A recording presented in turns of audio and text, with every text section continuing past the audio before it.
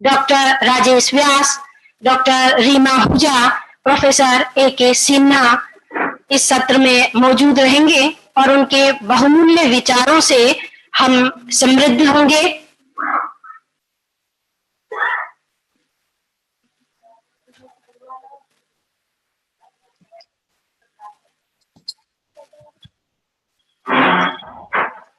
Sir भी आ जाएंगे।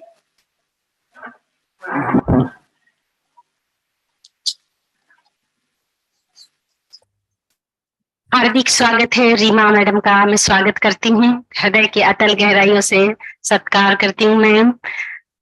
नमस्कार, आपका बहुत बहुत स्वागत।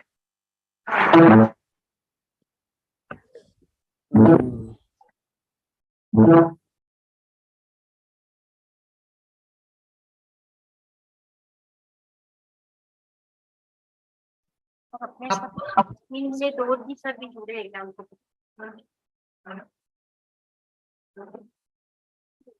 आपका आदेश होगा तभी बोलना शुरू करूंगी।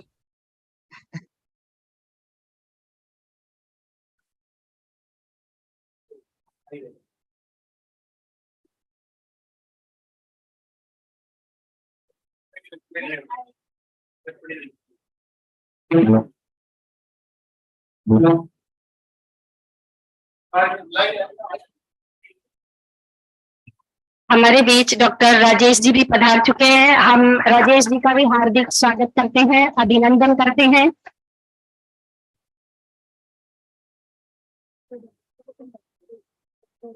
सिन्हा जी आएंगे जो सिन्हा सर भी आ रहे हैं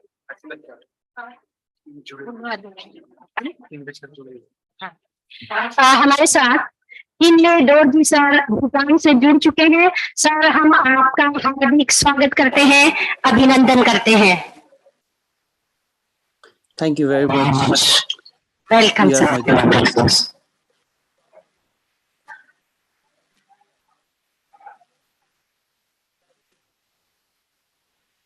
जीवन पर्यंत सीखने के इस विभाग में लाइफ लॉन्ग लर्निंग जो डिपार्टमेंट है, उसमें आप सबका हम हार्दिक स्वागत करते हैं, अभिनंदन करते हैं। हमारे साथ प्रोफेसर ए.के. सिन्हा भी पधार चुके हैं। हम हार्दिक स्वागत करते हैं, अभिनंदन करते हैं प्रोफेसर ए.के. सिन्हा साहब का।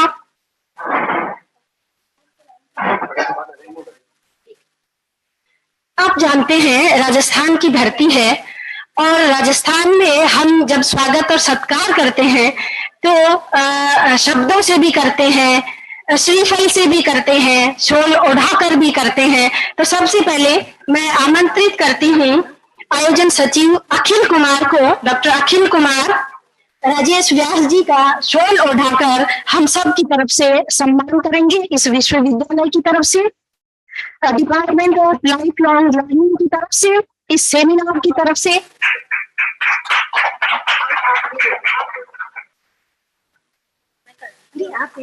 और रितिका मैम से आग्रह करूंगी कि वो पौधा भेंट करके और श्रीफल देके सर का स्वागत करें, सत्कार करें।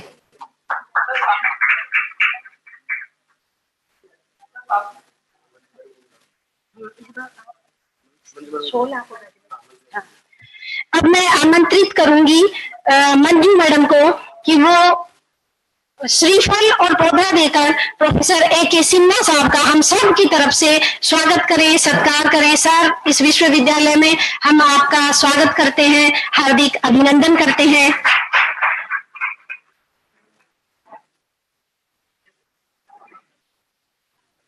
अब मैं आमंत्रित करूंगी डॉक्टर अखिल कुमार को कि शॉल ओढ़ाकर सर का हम सब की तरफ से राजस्थानी परंपरा के तहत स्वागत करें।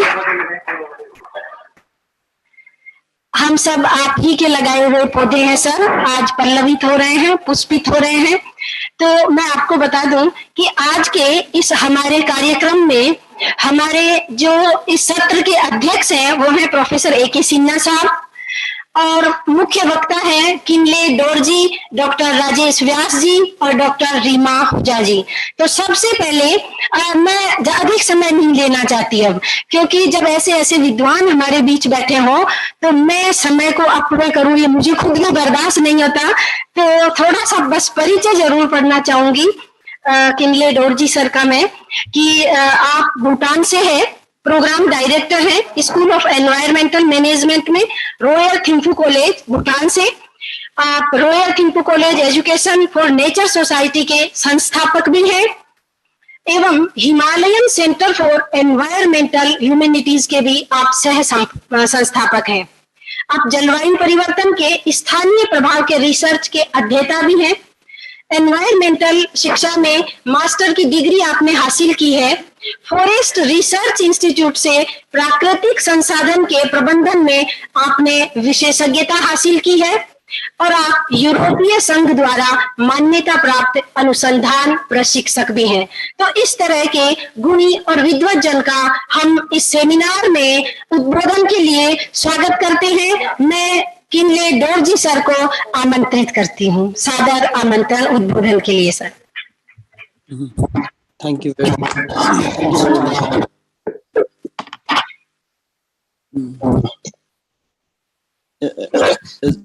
Am I audible?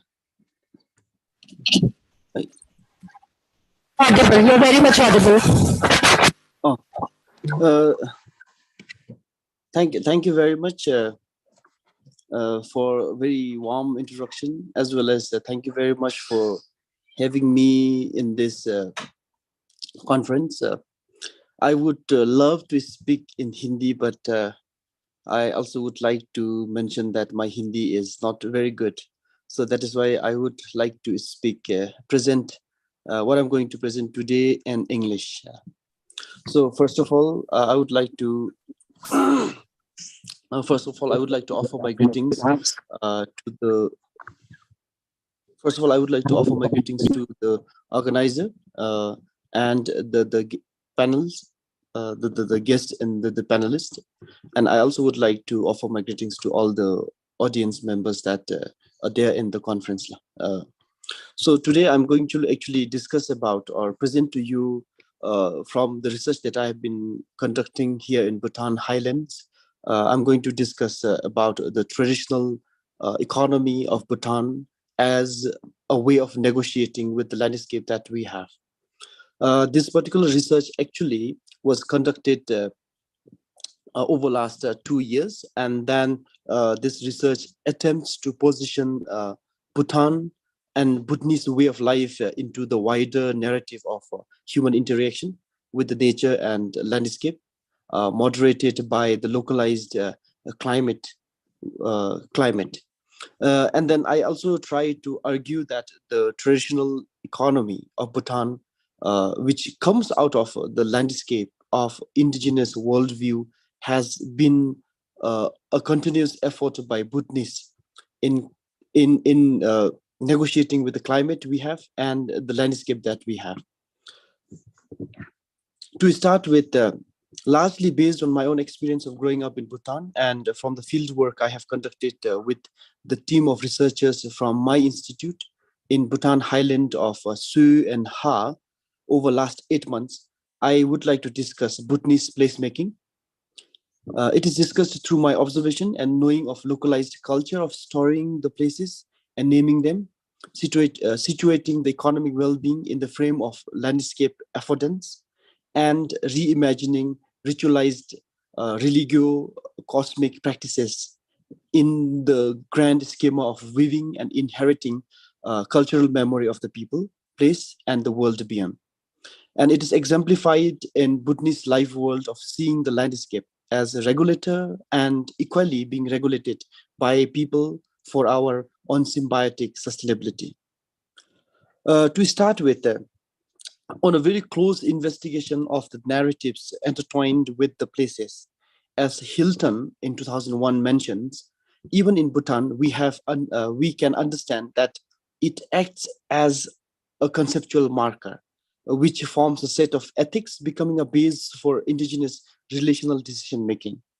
And these principles are deeply intertwined with landscape and our understanding of the landscape, and has been imperative for cultural continuance of the landscape of ages.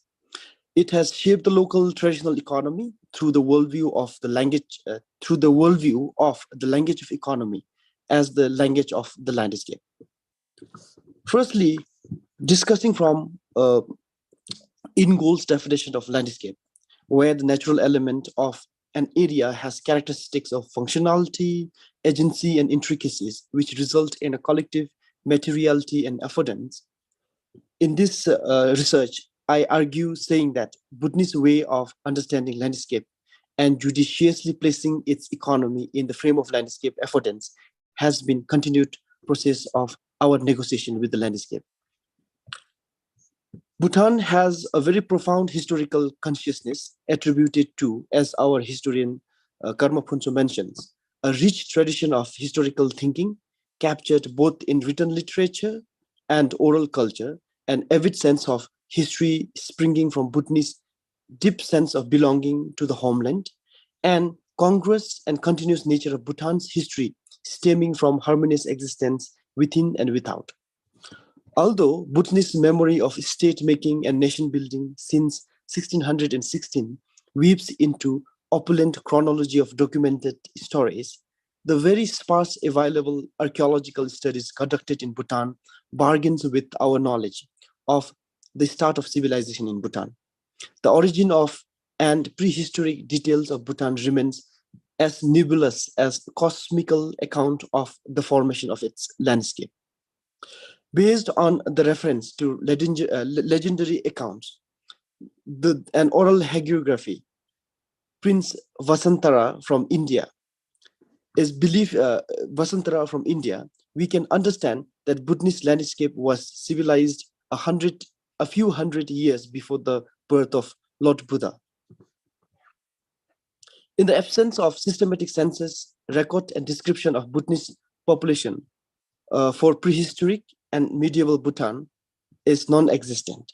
The earliest population data of Bhutan comes from 1747, government document prepared for the enthronement of Bhutanese ruler Shabdrung Jigme Drakpa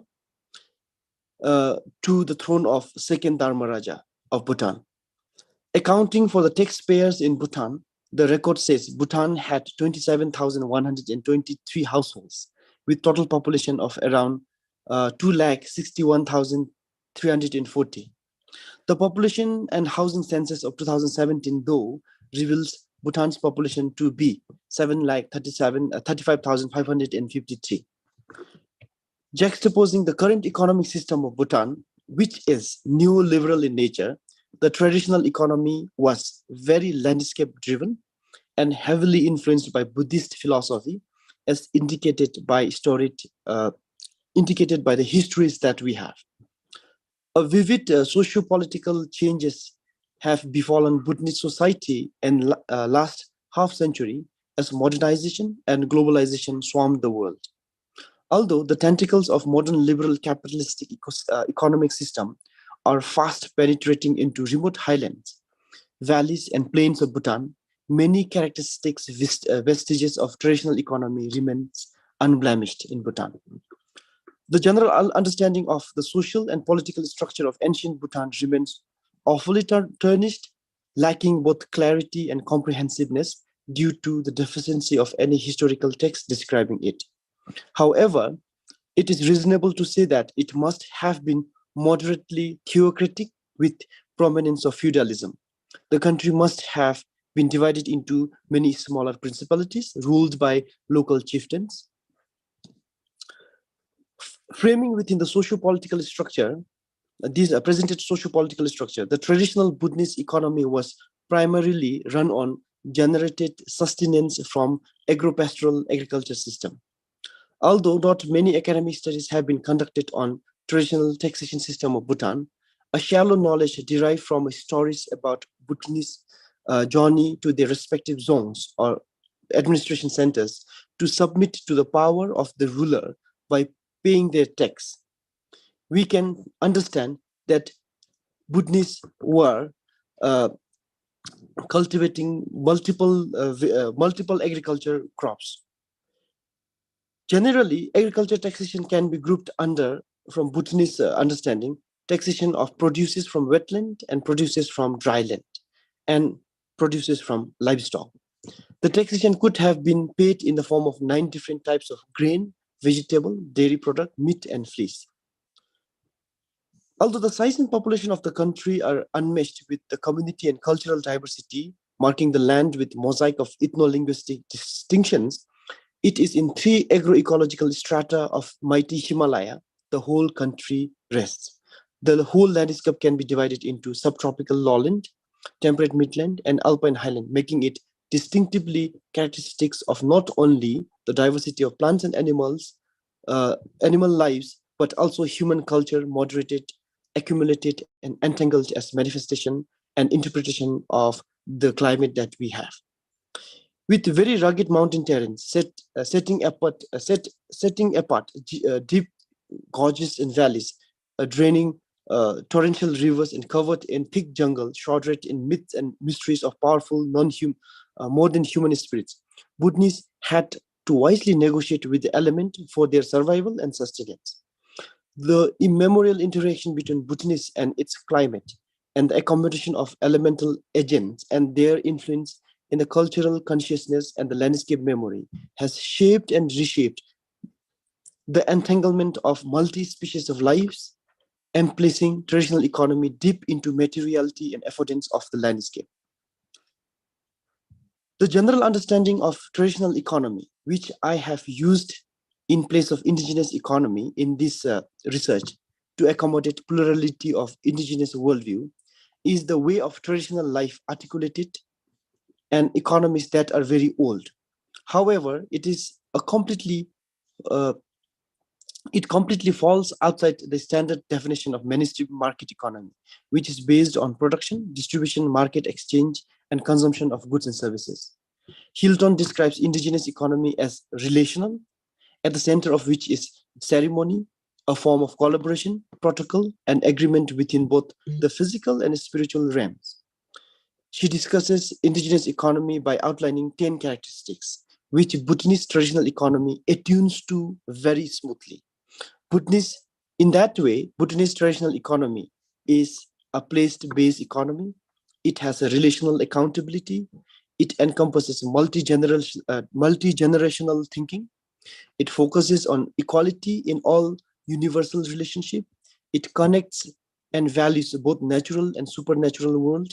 It respects the concept of reciprocity, is restorative and regenerative in nature, respects the core value and teaching of only take what is needed, focuses on economic interdependence and build economic sovereignty, and measures wealth through relationship and community and across time. For your understanding, meet Mr. Thinley, an owner of more than 100 yaks from Ha Valley in Bhutan. Genealogically, a pastoralist himself, he has inherited the yaks from his wife's family. In his word, we, the Haps, were all pastoralists depending on yak and cattle in the past, but many have given up pastoral livelihood. In my case, when I married my wife, we inherited their yaks. On the hindsight, as I realize now, it wasn't yaks alone I inherited, but also the way of life.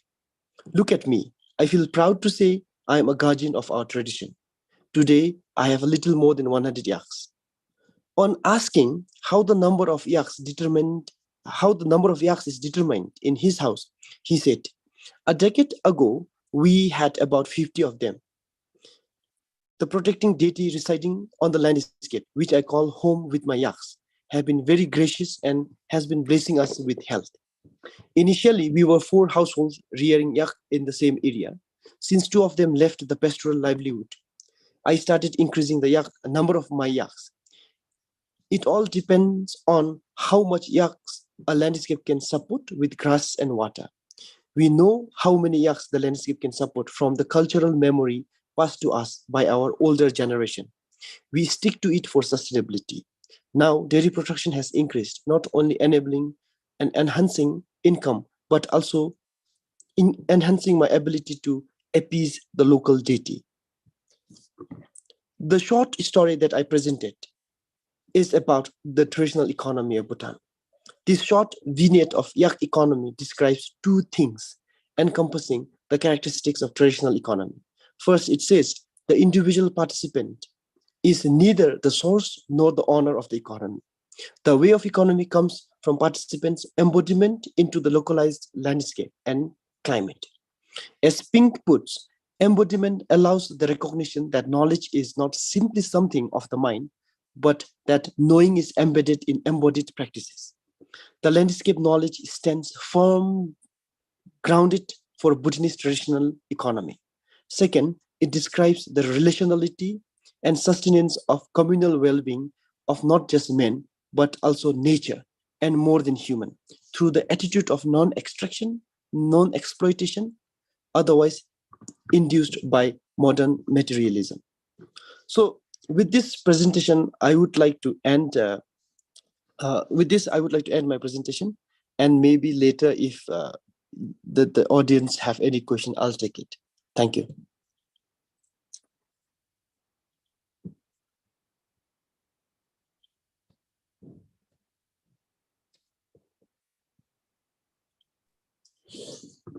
Thank you.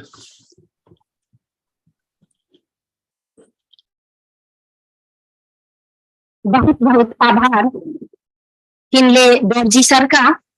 उन्होंने महत्वपूर्ण जानकारी और जलवायु से संबंधित जो हमें बातें बताई है और भूटान से संबंधित जो उन्होंने घटनात्मक विश्लेषण दिया है, वो निश्चित रूप से हमारे विद्यार्थियों, शोधार्थियों को समृद्ध करने वाला होगा।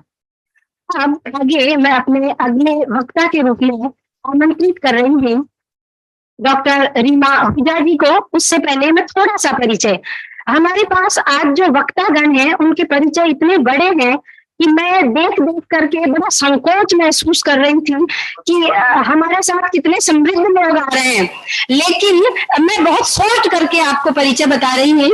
Doctor Reema Ahuja archaeologist, historian, heritage consultant और लेखक हैं। डॉक्टर रीमा आहूजा ने कैम्ब्रिज यूनिवर्सिटी से पीएचडी की है।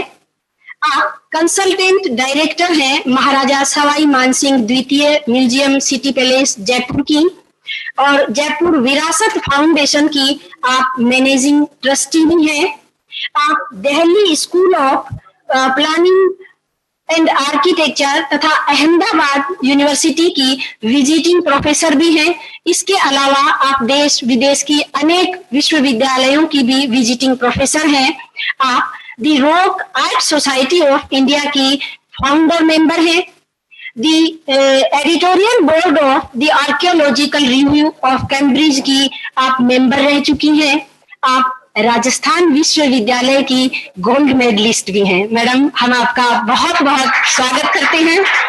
और कॉमनवेल्थ स्कॉलरशिप भी आपकी एक महत्वपूर्ण उपलब्धि है। तो डॉक्टर रीमा आहूजा जी का उद्बोधन के लिए स्वागत है, आमंत्रण है। स्वागत है मैम। बहुत बहुत धन्यवाद। और अगर आवाज सही नहीं आ रही है तो आप बता दें। मैं थोड़ा मिक्स्ड ही बोलूंगी क्योंकि आपका सत्र शुरू होने से पहले किनले दौरजी जी से बात हो रही थी कि उनकी हिंदी इतनी अच्छी नहीं है। So I will be using both Hindi and English क्योंकि अंतरराष्ट्रीय सेमिनार है। शायद और भी हमारे श्रोता होंगे जो इतने हिंदी में इतने माहिर ना हो। सबसे पहले चेयरमैन साहब, आपका धन्यवाद। आपने सत्र में मुझे बोलने का मौका दिया।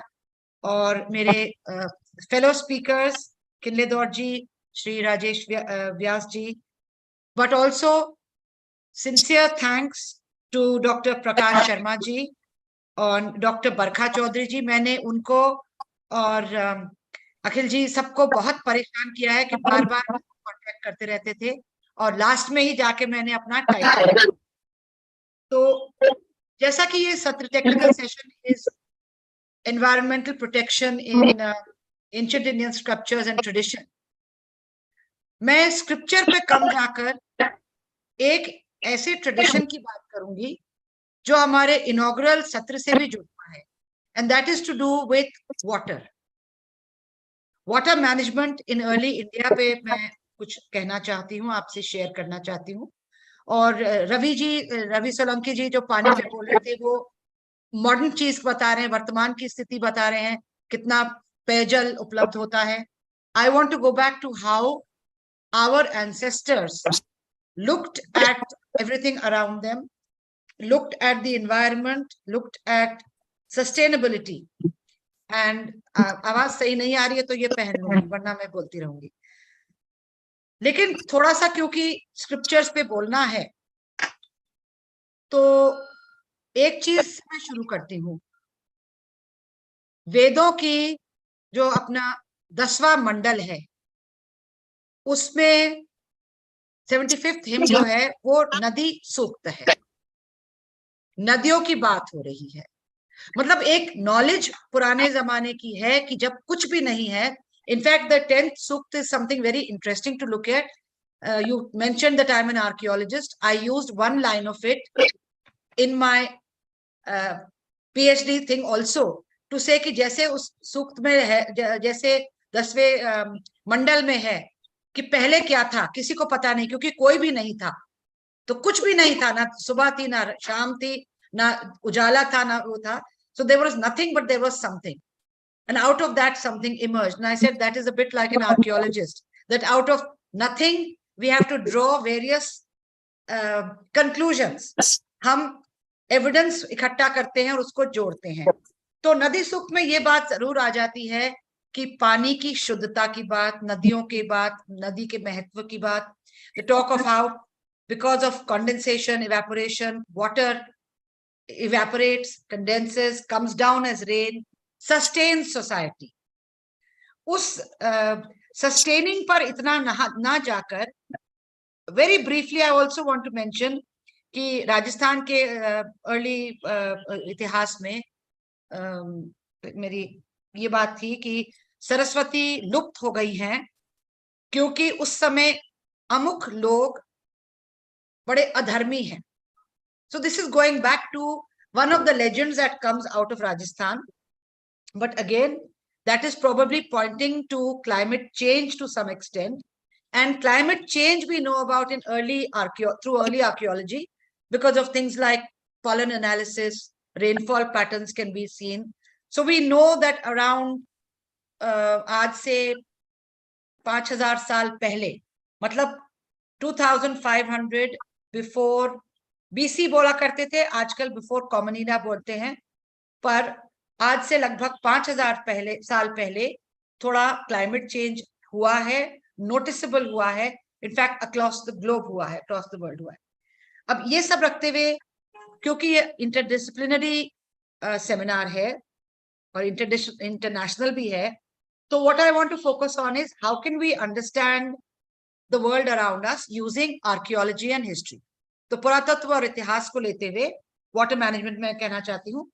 ये तो सब जानते हैं कि पानी का महत्व है, बिना पानी के हम नहीं रह सकते.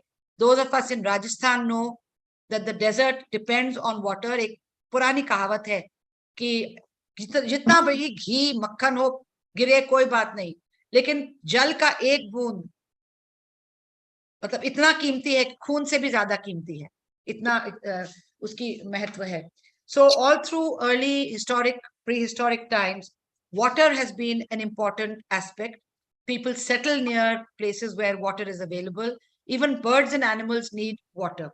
Now, one of the places jahan ki Bharat ki traditional knowledge systems hain, and that links with environment and environmental protection, and that has developed and survived from prehistoric times to now, that is to do with water and water resources. So whether we have agriculture, animal husbandry, different types and levels of economic and manufacturing activities, बहुत पानी लगता है उस सब में, and eventually states and kingdoms, water is the basis of most of it. Water and of course earth. Again, things that शास्त्रों में जिनकी पूजा उपासना भी हुई है, भूमि की, पृथ्वी की, जल की, वायु. इंडियन सबकॉन्टिनेंट को अगर लेते हैं तो बहुत सारे वाटर रिलेटेड सिस्टम्स डेवलप हुए हैं across time, different periods. And आज से कोई 4-5 1000 साल पहले बलूचिस्तान में जो कृषि कम्युनिटीज बन रही थी, दे वर कलेक्टिंग रेन वाटर, बांध जैसे मेड़बंदी होती है खेतों में, उस तरह से they were putting stone and rubble dams, जो जिनको बाद में जाके गबरबंद भी कहा है उसी इलाके में. They were collecting water and they were using it for irrigation and irrigated agriculture. Similarly, archaeologist पुरावेत्ताओं को चाहे वो पत्थर के बने हो या मिट्टी के ईंटों के, मतलब पक्की हुई ईंटों के या सिर्फ मिट्टी और पत्थर के, कच्छ एरिया से साबरकांठा, भावनगर, कराची के पास, they have found similar structures around the same time period. So this is something that humans are trying to collect water to use it for the time when there is no rainfall, or if the water stream has not enough water, तो आप जब इकट्ठा कर लेते हो तो आपको पूरे साल के लिए पानी मिल जाता है. थोड़ा अपने समय तक और नजदीक आने की कोशिश करें. ये कुछ फ्लैशबैक भी है, flash forward, flashback like you have in movies and TV and things. So जब हड़प्पन सिविलाइजेशन की बात करते हैं, सिंधु घाटी और आजकल सिंधु सरस्वती सभ्यता कहते हैं, so roughly 3 to 2nd millennium BCE, काफी उच्च स्तरीय हाइड्रोलिक इंजीनियरिंग स्किल्स हमको देखने को मिलते हैं. आप लोगों को स्कूल में शायद याद होगा मोहनजोदाड़ो की, या जैसा कि पाकिस्तान में मोहनजोदाड़ो बोलते हैं, वहां के एक बहुत विशाल आकार पानी इकट्ठा करने का great bath, so called great bath. This is a remarkable thing. It is a tank measuring, I'll give some figures, 12 meters in length, north to south, 7 meters in width, and 2.5 meters in depth within a larger building complex. इसकी सीढ़ियां थी जिसके ऊपर उस time लकड़ी के covers लगे हुए थे, और इस सब को तब के जो बिट्यूमेन से जिसको वाटरप्रूफ कर देता है वो लगाया हुआ था. जो ईंटें थी उनको भी चपटा नहीं लगा के आड़ा लगाया था, ताकि ज्यादा उनका पानी को एकत्र करने की क्षमता भी हो और मजबूती हो. अब ये जो सारा है इसको वाटरप्रूफ किया हुआ है उस समय. इसके अलावा और भी दीवारें बनी थी, उस पे मैं डिटेल्स पे नहीं जाकर ये कह रही हूँ कि पानी भरने का जो तरीका था वो भी एक बहुत बड़े कुएं से जो पास ही में स्थित था. तो water would come from this great well which was in an open courtyard of the complex, and there was a drain to take the water away. So ये सिर्फ मोहनजोदाड़ो की ग्रेट बात में नहीं, मैंने जैसे कहा, रिमेंबर योर स्कूल हिस्ट्री, चाहे भूल भी गए हो तो मोहनजोदाड़ो, हड़प्पा, धौलावीरा, भारत के भी बहुत सारे स्थान है, राखीगढ़ी, सब में पानी के आवक और जावक, ड्रेन्स एंड इनपुट इनलेट्स की व्यवस्थाएं की गई थी, जो कि हम देखें तो आज की भी कई शहरों में उतने अच्छे स्तर की नहीं मिलती हैं. So the awareness of water, of conservation of water, of using water.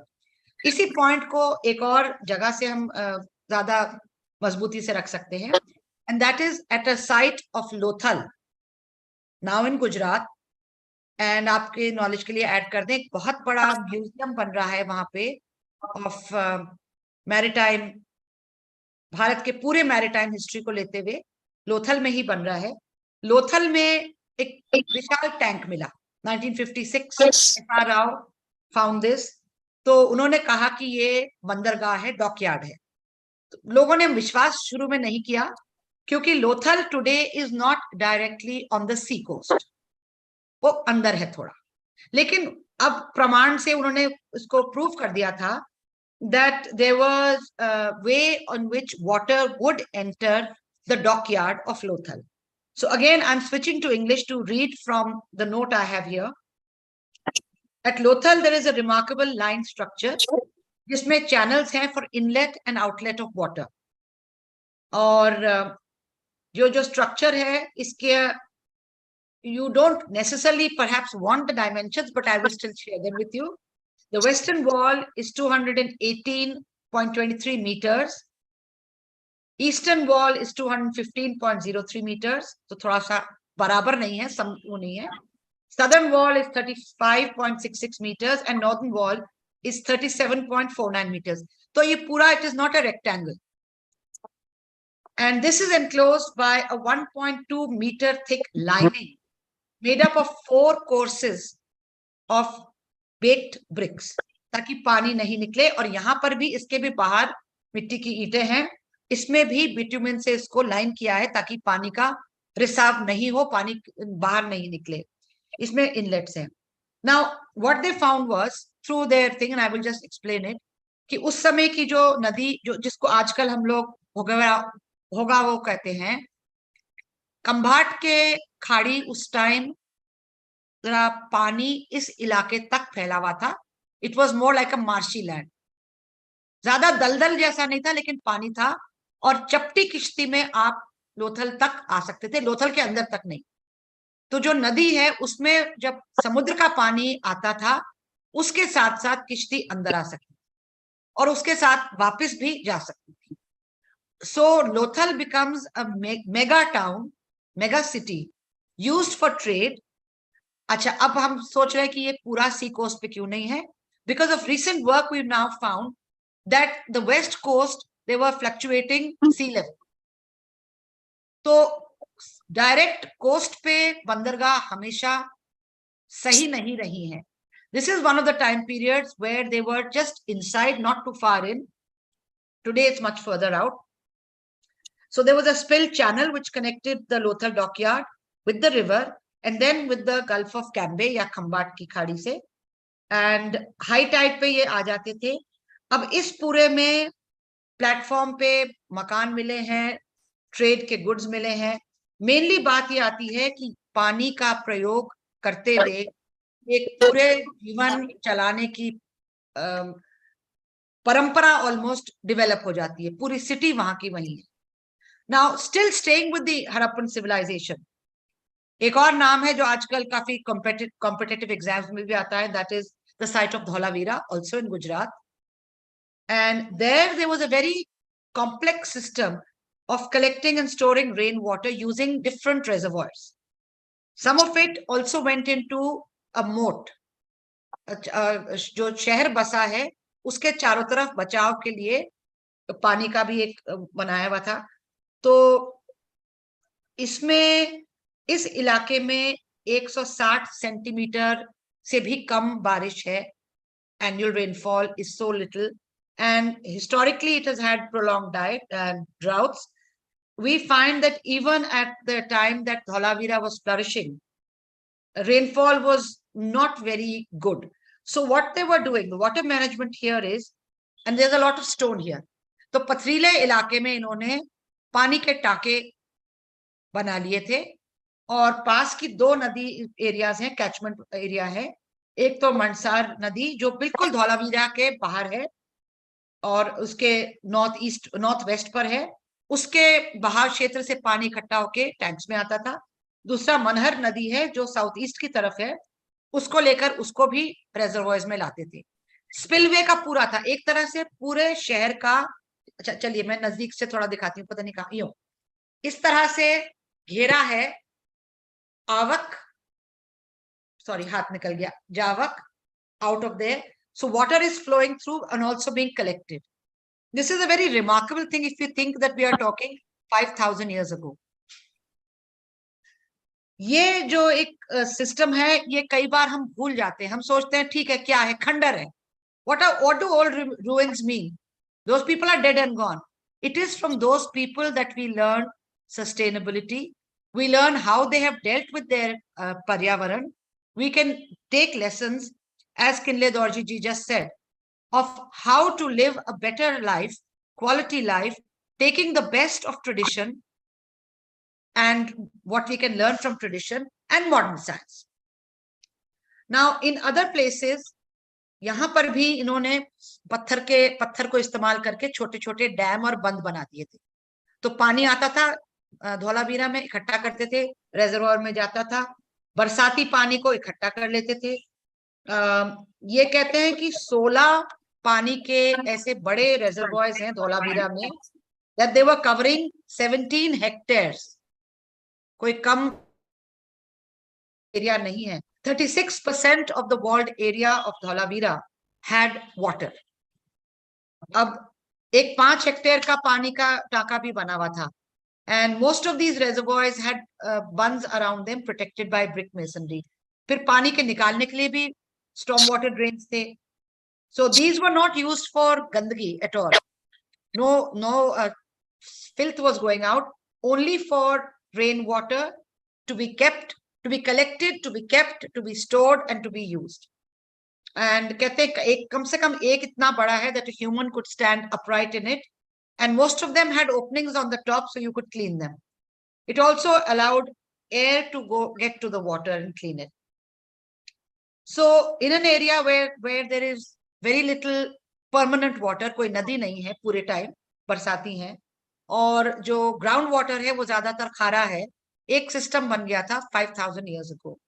Just a few more words about this whole period of the Harappan period, whether it's Mohenjo-daro, whether it is Kalibanga, Lothal, Sarkotra, Channudaro, Rakhigadi, India के site हो, पाकिस्तान के site हो, हैं सारे Indian subcontinent sites, वहां पर दे वर individual Wales, कुओं से भी पानी लिया जाता था. There was an archaeological survey which says that every third house had a well. That is a remarkable statistic.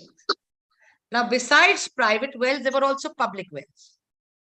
And एक छोटा साइट है, बहुत पहले एक्सकेवेट हुआ था, मेरे पास ये रेफरेंसेस हैं for anyone who's interested, called अलादीनो, ये कराची के पास है. उसमें कहते हैं कि इन कुओं से irrigated agriculture was also taking place. Now we know in our own times we have agriculture using wells. No, normal है ये बात, तो सुबह रवि जी सोलंकी ने भी करी थी.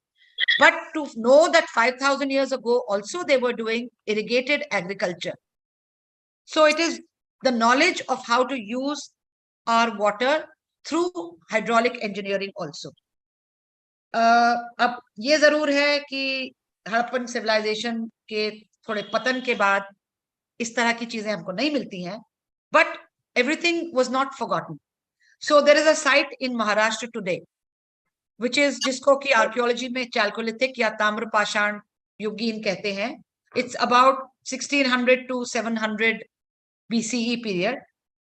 वहां पे अगेन पत्थर और मिट्टी को बना के बंद बनाए गए हैं, और वहां पे चैनल्स हैं, जिससे कि पुरातत्ववेत्ता एमडी धावलिकर जी ने बताया था, ये 1988 में उन्होंने एक्सकेवेट किया था, कि 1400 और 1000 ईसा पूर्व में artificial irrigation से agriculture होता था. So we have more or less established that humans have been able to use water for agriculture for a very long period. And of course, for since Kinleji was talking about keeping yaks, you need water.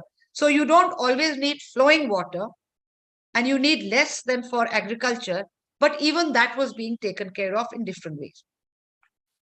अब जो हमारे शास्त्रों से या इतिहास के और तथ्यों से जानकारी मिलती है, so about 6th century BCE, roughly the time of Bhagwan Buddha and Bhagwan Mahavir, we find कि canals हैं, soak pits बन गए हैं, मावटे बने हुए हैं around cities, और जो जहां अलग अलग महाजनपद बनते हैं भारत में, तो 4th century BCE में जो नंदा डायनेस्टी है मगध वाली, उन्होंने एक इरिगेशन कैनाल्स बनाई थी जहां की नदी से पानी खेतों तक जाता है. इसी चीज पर मौर्य शासक जो थे उन्होंने बहुत सारे इरिगेशन वर्क्स बनाए, उन्होंने कुएं बनाए, उन्होंने जो सराय होती थी रोड साइड पे वहां पर भी कुएं बनाए. And of course then one has to mention the Arthashastra, Kautilya's अर्थशास्त्र 3rd century BCE, Chandragupta Maurya के मंत्री भी हैं, और टीवी धारावाहिक किसी ने देखी होगी तो शायद आप मेरे से भी ज्यादा उनके बारे में जानते होंगे. जरूरी नहीं कि सारी बातें सच हो, लेकिन जो बात सच है वो ये है कि अर्थशास्त्र में ये स्पष्ट हो जाता है that people knew about rainfall patterns, they knew about different soil types, they knew about irrigation techniques, and the Mauryan had got officers who used to superintend rivers, measure the land, inspect the sluices by which water was let out. I want to skim over a lot of this. Kaling में, modern Odisha area में, 2nd century BCE again, we find Hathi Gufa inscriptions हैं, लेख हैं, So artificial reservoirs and tanks were built, often by damming smaller streams. In fact, Sri Lanka में भी 504 BCE में ऐसा ही कुछ बना था. लेकिन something more I want to focus on, and then just depending on time you can indicate to me when to stop. Allahabad के पास श्रृंगवेरपुरा स्थान है जहां पे पद्मश्री बीबी लाल ने उत्खनन किया था, and he wrote that around the end of the 1st century BCE, so ईसा पूर्व में अभी भी है, there was a huge hydraulic engineering effort. The tank is the longest of its kind discovered so far, 250-meter long, in which during the monsoon water was taken from the Ganga Nadi as a canal towards the settlement of Shringverpura. It then went through settling tanks ताकि वो सारी गंदगी बैठ जाती थी. The pure water was used, and the excess water would then be re-released further below the settlement back into the Ganga. तो अगर नदी का ऐसे चल रहा है, आपने एक कट लेके अपने शहर के अंदर से पानी का अपना बहाव क्षेत्र बना लिया है. There is it's a very interesting thing, so you can actually Google it. There are 7 spill channels and exit channel. उसमें कुएं भी बनाए थे ताकि पानी कम हो तो वो पानी जल का स्तर ऊंचा रहे. We don't have an inscription associated with the tank, but excavator लाल ने कहा है कि अयोध्या के कोई राजा धनदेव ने बनाया था, पर इसका कोई स्पष्ट प्रमाण नहीं मिलता है. Very quickly, besides canals, strands, artificial ponds and lakes were made in ancient times by stopping rivers, like we do now. Dams भी ऐसे ही बनते हैं, और इनसे पानी उठाने के भी तरीके थे. कुछ गांव में अभी भी इस्तेमाल होते हैं. One of the earliest artificial lakes of India is the Sudarshan Lake in Gujarat's Girnar area. और ये भी, we are going back to the Mauryan period. It was excavated first during the reign of Chandragupta Maurya by his minister Pushyagupta. बाद में कहते हैं कि एक यवन राज तुशप ने अशोक के समय में the 3rd century BCE इसको सुधारा था, इसमें एडिशंस करे थे. लेकिन इसके कोई 400 साल बाद हेवी फ्लडिंग के कारण नदियों में पानी आ गया, सुवर्ण रेखा, पलासनी. तो इस टैंक के बांध में ब्रीच हो गया था, पानी निकल गया था. इसको ठीक करा था उस समय के शक राजा महाक्षत्रप रुद्रनामन के पर्सनल कॉस्ट से, जो कि गिरनार इंस्क्रिप्शन में है. उसके बाद ये दोबारा इसका ठीक होने के बाद up to the Gupta period, Skandagupta के समय तक 455 CE तक चला. फिर इसका ब्रीच हुआ तो इसके बाद फिर ठीक किया गया. एम्बैंकमेंट जो बना वो 100 क्यूबिट था. I am ending most of the extra details, but sometime in the 9th century this Sudarshan lake finally collapsed. तो बचा कुचा है, थोड़ा बहुत है. Of course, we do know of other lakes. Very quickly to mention, King Bhoj Parmar of Dhar, उन्होंने भोजपुर भोपाल के पास एक बहुत बड़ा तालाब बनाया था. तालाब से भी बड़ा. 365 springs and rivers were used to fill the water in this. इसको जब बाद में ब्रीच किया, this was covering 65,000 hectares. You can imagine इससे कितना एग्रीकल्चर होता होगा. Of course, in Rajasthan, we can talk about our Ana Sagar, which was again artificially made, 12th century. Gadsisar in Jaisalmer, others.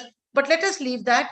We also, in the rural areas, people were using things like rotating ponds to have water use. और गोंड जो राज्य था, जो हम कहते हैं कि भाई ये तो आदिवासी लोगों का है, तो 12वीं शताब्दी में इनके भी इरिगेशन चैनल्स और वाटर मैनेजमेंट सिस्टम्स थे. इसी तरह कल्लन ने राजतरंगिनी में लिखा है कि वहां पे कुओं से और लिफ्टिंग, वाटर लिफ्टिंग, पनचक्कियों से, वाटर व्हील से पानी इकट्ठा होता था, एक्वाडक्ट से. Kallan's Rajtarangini gives a lot of details of earlier periods also. 8th century ruler, I'm not going to the details, but Jhelum Nadi, Vitasta Nadi से पानी कैसे निकालते थे. आज का जो गुल्लर तालाब है उसका नाम महापद्म तालाब था.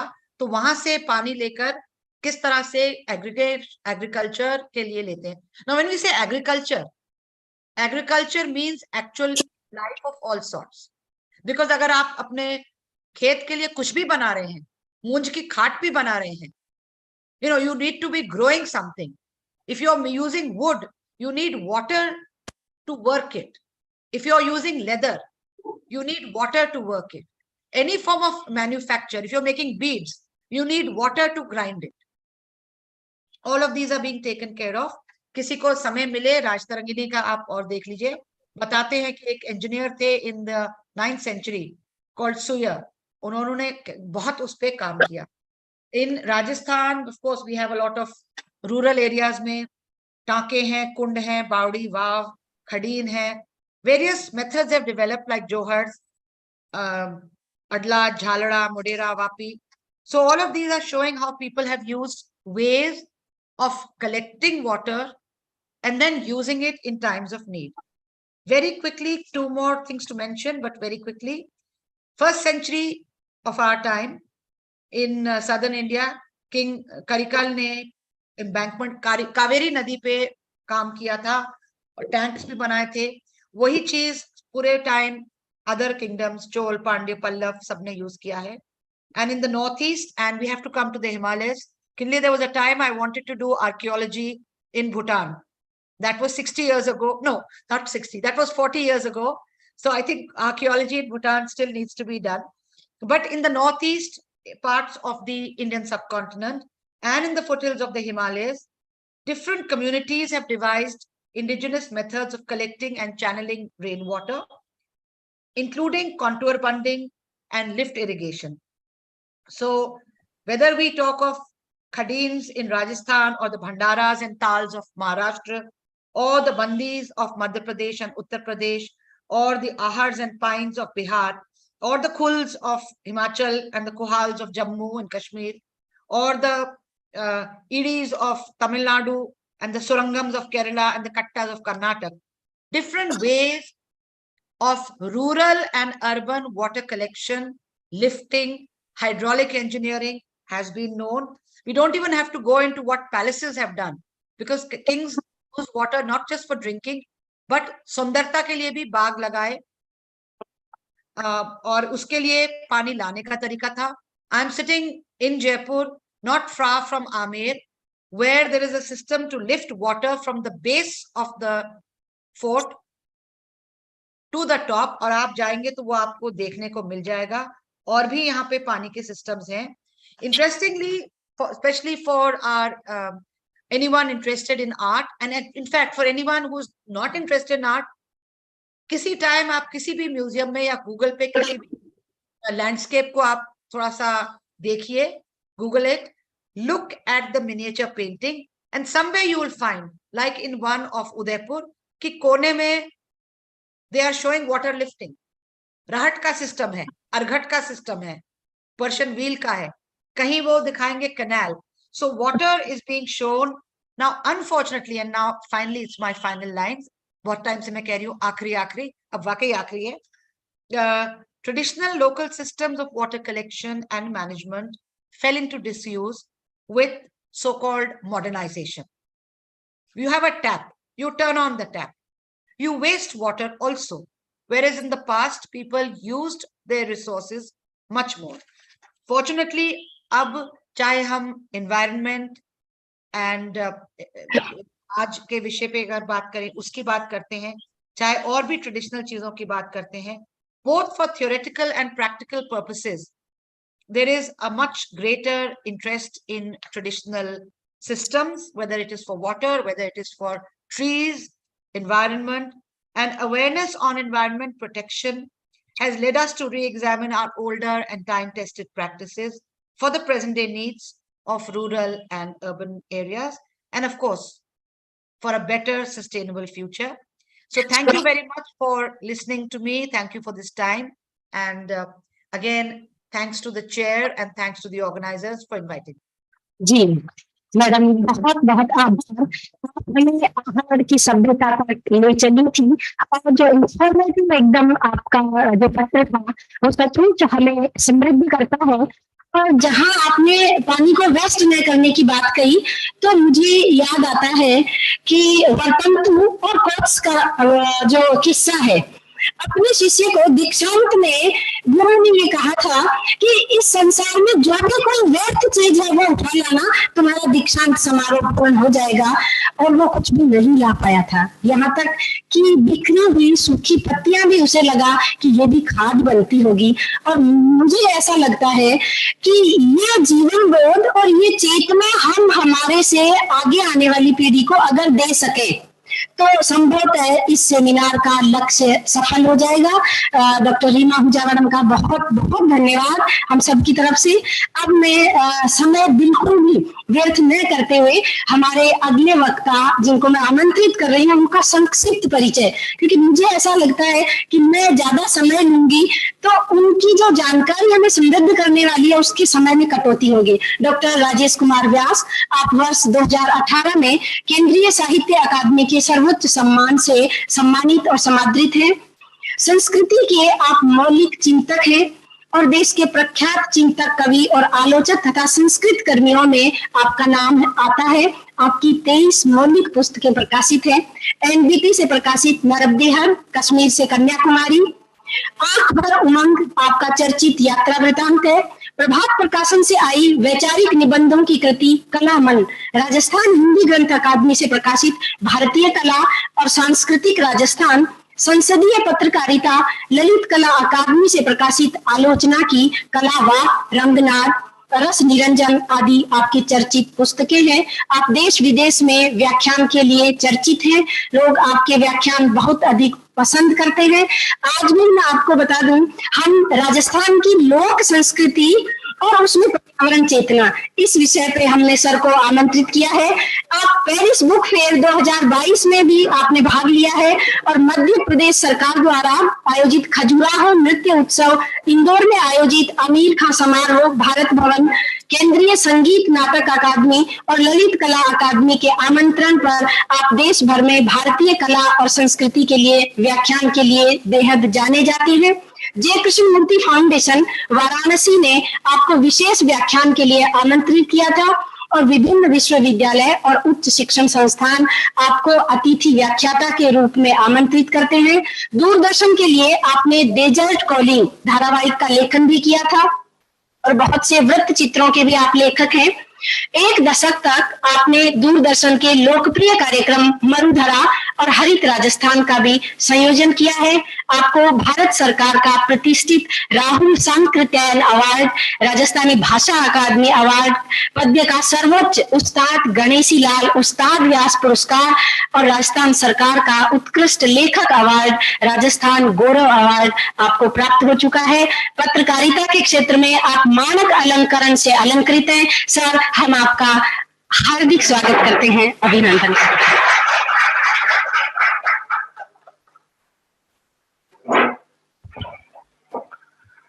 धन्यवाद गीता जी, जो खुद विद्वता से जुड़े होते हैं, विदुषी होते हैं, तो मुझे लगता है कि उस रूप में सम्मान को थोड़ा ज्यादा रेखांकित करते हैं। बहरहाल आदरणीय प्रकाश शर्मा जी, ए.के. सिन्हा साहब और आप सभी जो यहाँ पर उपस्थित हैं, और रीमा जी जो जुड़ी हुई हैं, और दूर थे जो भूटान से हम लोग के साथ जुड़े हुए हैं, और बहुत सारे और भी जो लोग जुड़े हुए हैं, उन सबका मैं वंदन अभिनंदन करता हूँ।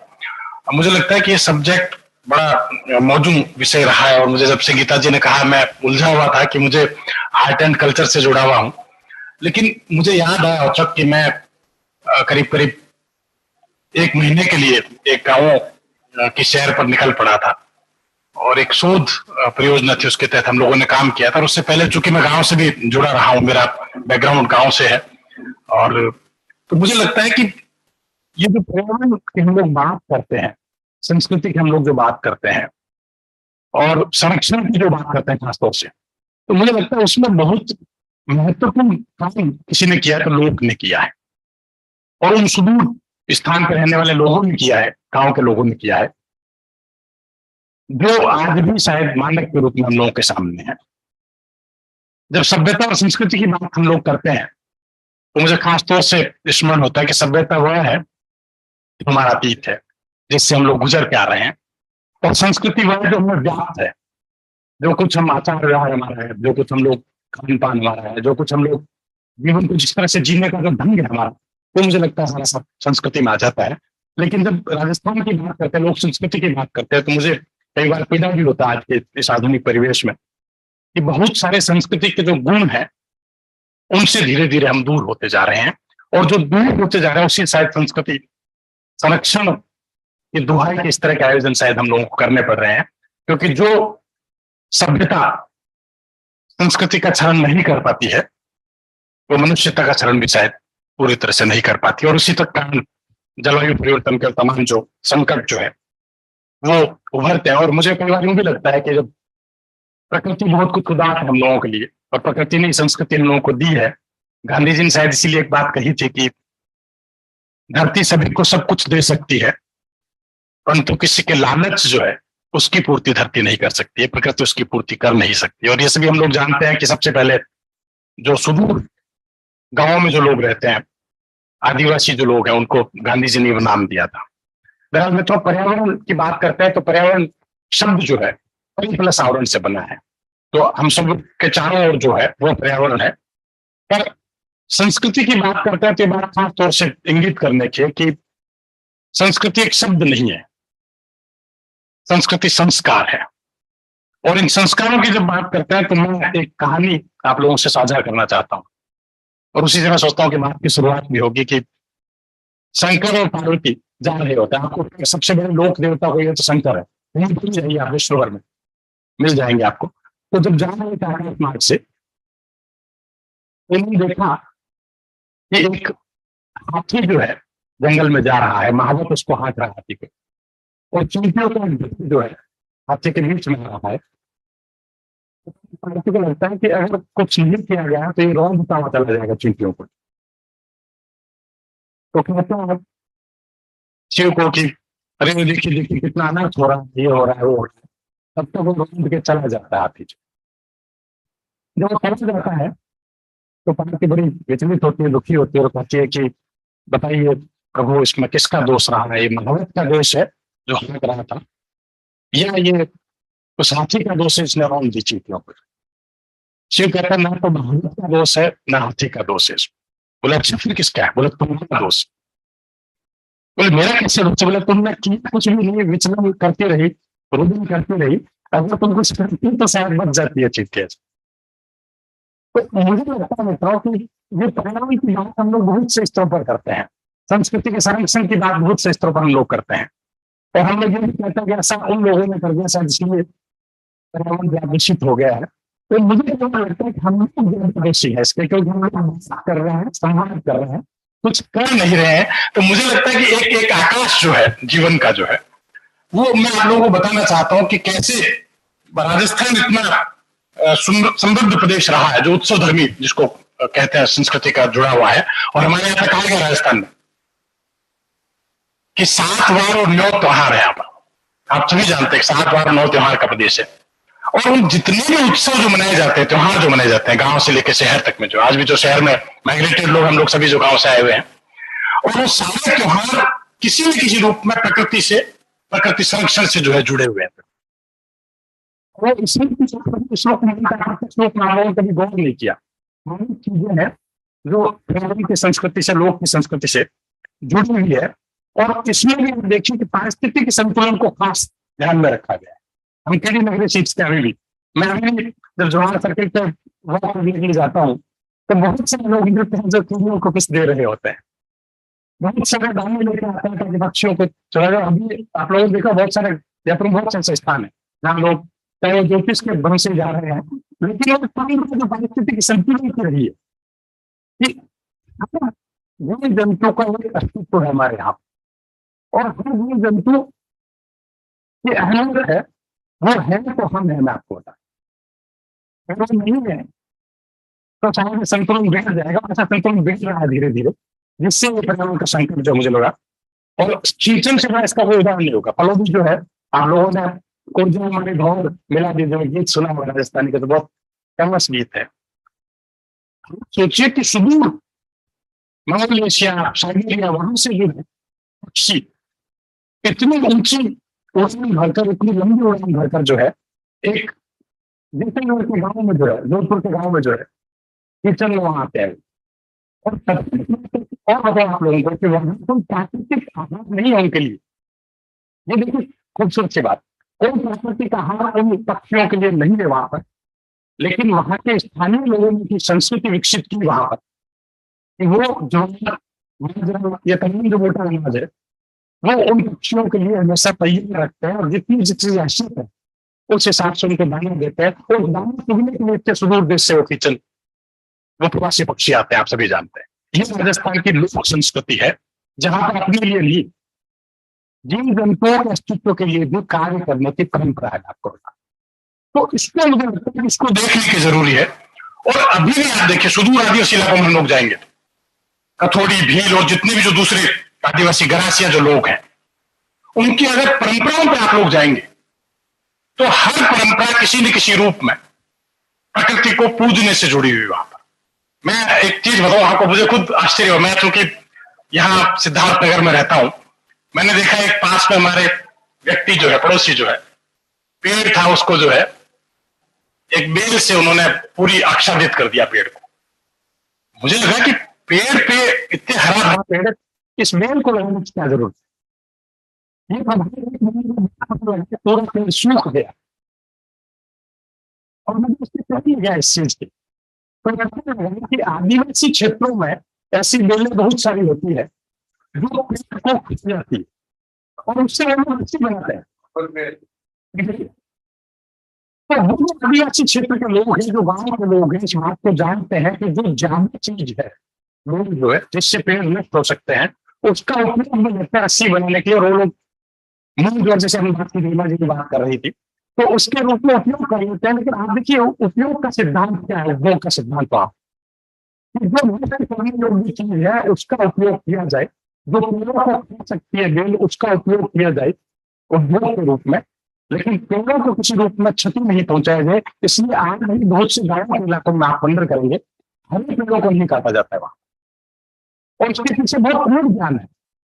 अब आप देखिए सभ्यता कैसे व्यक्ति को ध्वंस करती है, सभ्यता कैसे व्यक्ति का नाश करती है।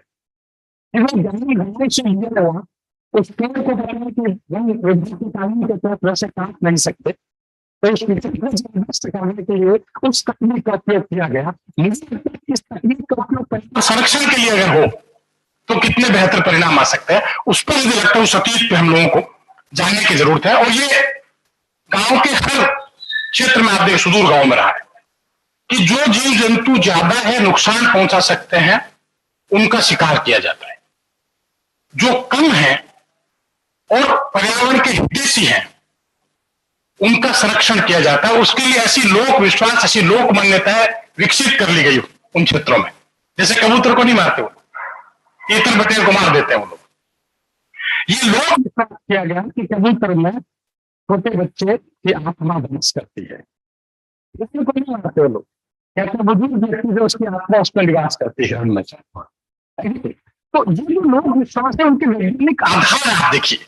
बड़े बुजुर्गों ने सोचा कि अगर वैसा कहा जाएगा तो नहीं मानेंगे लोग, उनको थोड़ा सा ढलाया जाए, विश्वास और मान्यता डाल दी जाए, तो उसको नहीं मारते हैं। इसलिए हिरण का शिकार नहीं किया जाता, कबूतर का शिकार नहीं किया जाता।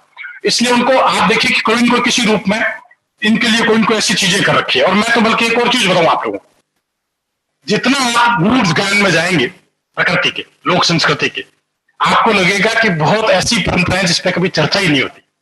हम लोग इतिहास की बात करते हैं, इतिहास के साकों की बात करते हैं, बलिदान की बात करते हैं, और ये बात कहते हैं कि इतने साके हुए राजस्थान में खड़ाना होते हैं। खड़ाना मतलब साके, पेड़ों के लिए जो प्राणोत्सव हुआ है उसके लिए जो राजस्थान में साके हुए हैं। आपको ये बहुत खूबसूरत सी बात बता रहा हूँ।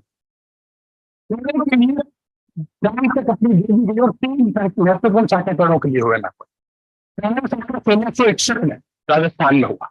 आप सोचिए 1661 की बात बता रहा हूँ। राजस्थान में कल पक्ष वगैरह था खेजड़ी को, और 1661 में विष्णु समुदाय के 2 इत्यादि कर्मा और गौरी, उन्होंने देखा कि बहुत सारे लोग अपने स्वार्थ के लिए खेजड़ी को काट रहे हैं, लगातार काट रहे हैं, तो उन्होंने चेतावनी दी कि इस तरह का काम मत करिए आप लोग। नहीं माने लोग, और उन्होंने अंततः कहा कि अगर नहीं मानेंगे तो हम जान दे देंगे। और 1661 में उन्होंने दोनों ने जान दे दी, उसके बाद लंबे समय तक वो लोक देवी के रूप में पूजी गई और इस तरह का काम नहीं हुआ। तो आप सोचिए कि पेड़ बचाने के लिए वो जान दी गई। 1661 की बात बता रहा हूं। और दूसरा 1700 में साका होता है, वो बड़ा जबरदस्त साका नाक होता है पेड़ों के लिए बलिदान देने का। ये नागौर का गांव था राजौरी। आखिर यहाँ का जो होता है ये करते हैं कि होली का दहन करेंगे हम लोग, तो होली का दहन के लिए पूरा मूर्ति भी करा देते हैं वहां पर। इतनी ज्यादा होली होनी चाहिए कि लोग जीते हम क्या होली जलेंगे, और उसके लिए जब पेड़ों की बलि दी जाती है तो उस नीचे भी नाम का व्यक्ति होता है, वो उसका विरोध करता है सबसे पहले। ऐसा होली दहन करिए लेकिन सूखे पेड़ काटिए, हरे पेड़ मत काटिए। और उसकी बात नहीं मानते हैं तो चेतावनी देकर अपनी खुद की जो है आत्महत्या कर लेता है। ये दूसरा शाखा 1700 में जो होता है। और तीसरे शाखे से आप सभी परिचित है, वो खेजड़ली का जो बलिदान अमृता देवी के नेतृत्व में किया गया। लेकिन उसके बारे में बहुत कम लोग ही जानते हैं। ये तो हम शिव शाखा रोक ले कभी सस्तो जान, पर मूल चीज आप देखिए कि जो महाराजा सिंह जी होते हैं वो एक महल बनाना चाहते हैं, और महल पहले आपको पता है कि चूने के बना करते थे। तो चूने को काटने के लिए लकड़ी का उपयोग किया जाता था। उन्होंने अपने कानून जो भेजे खेजड़ली गांव में कि काट लेंगे जितने पेड़, और अमृता देवी यहाँ पर कहती है पेड़ बच काट दिया। तो राजा के कानून देखा तो तेरे को पैसे वैसे लगेंगे वैसे, तो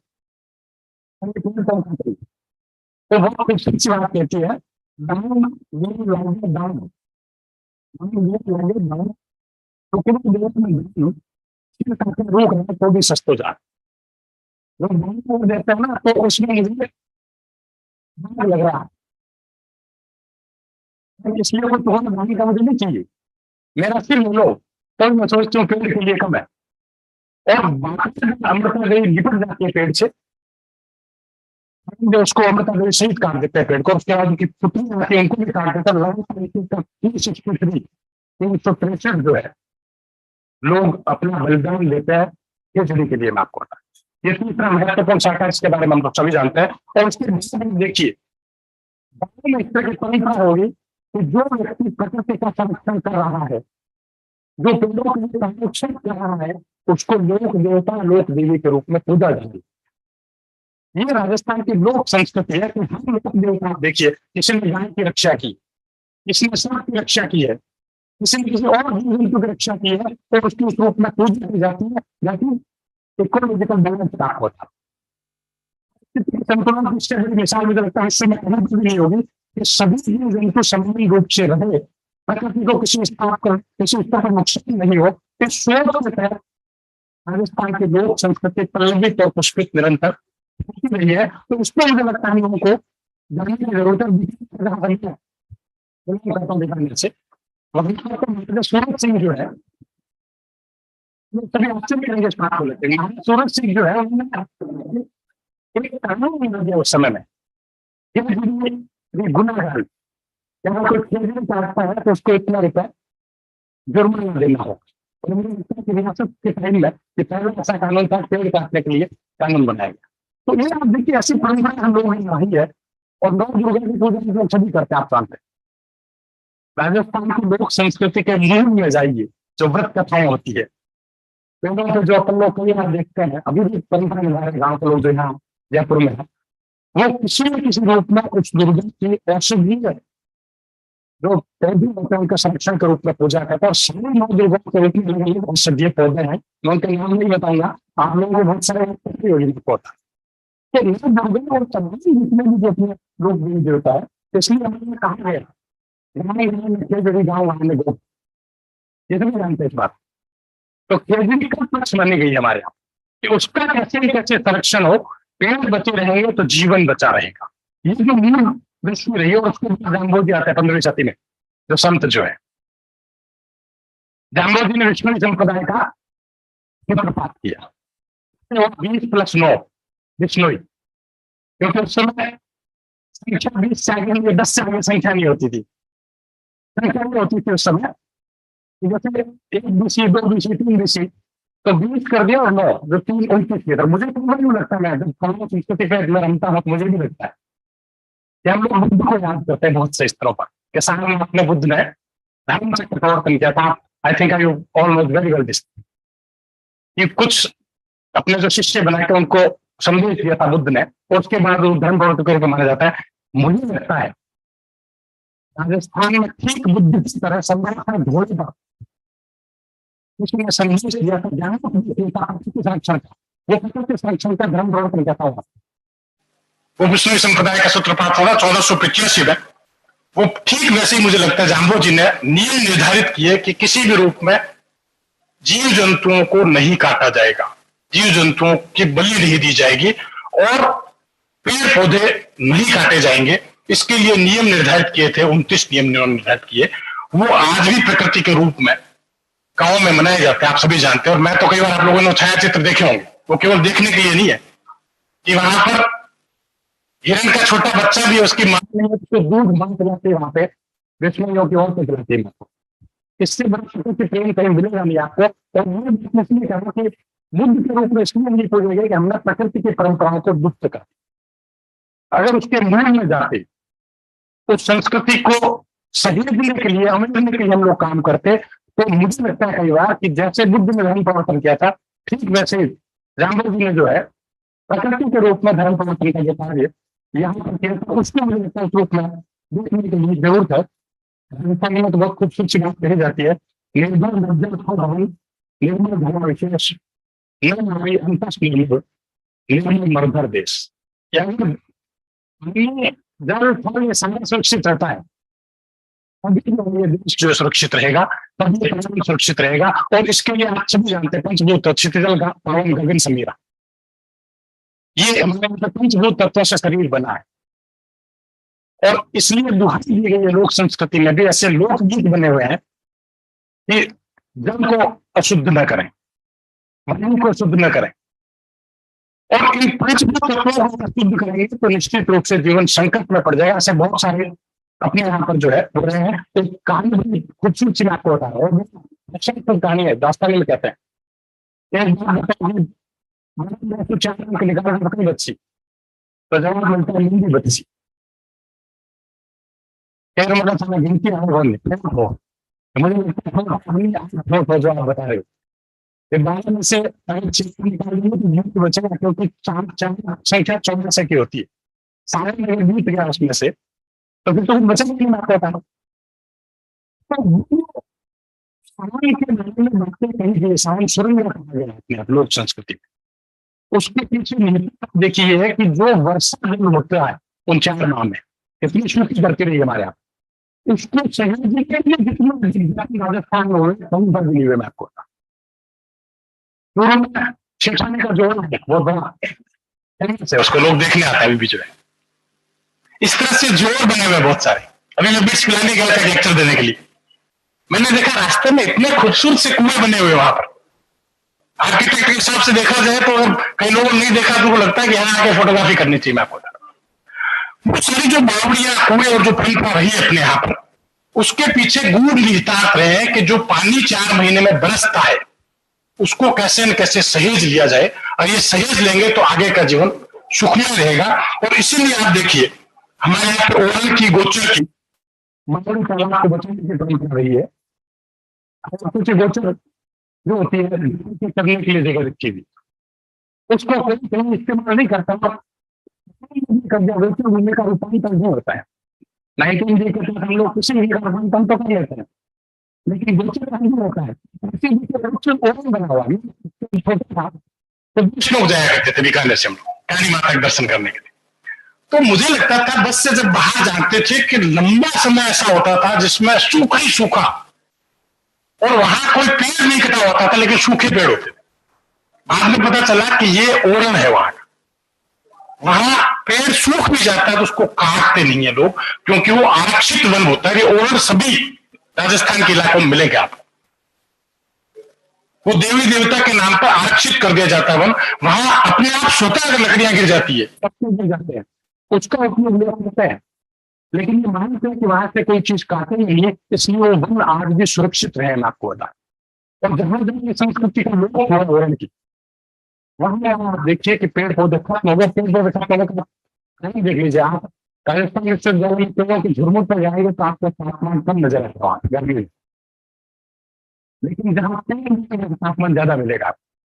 ये साइंटिफिक नहीं कहते, वैसे भी कहीं पर आप देखिए कि पेड़ पौधे वर्षा करवाते हैं, और हम इस बात को समझते हैं। तो इसलिए मुझे लगता है कि इसको नेहरू जी का मंदिर है देशमुख के पास में, विश्व भर में नेहरू का उदाहरण है वहां पर, कि उस नेहरू जी में प्रतिदिन खिचड़ी की पूजा होती है, प्रतिदिन किसी वृक्ष की पूजा करने का ऐसा कोई उदाहरण विश्व भर में नहीं मिलेगा। तो इसको मुझे लगता है देखने की जरूरत है। लोक की डाली कहते हैं हम लोग, आप लोग समझ, लोक की डाली कोई उत्सव का काम होता है, शादी विवाह होता है, गृह प्रवेश होता है, उन सब में हमारे थाली में लोग की थाली जो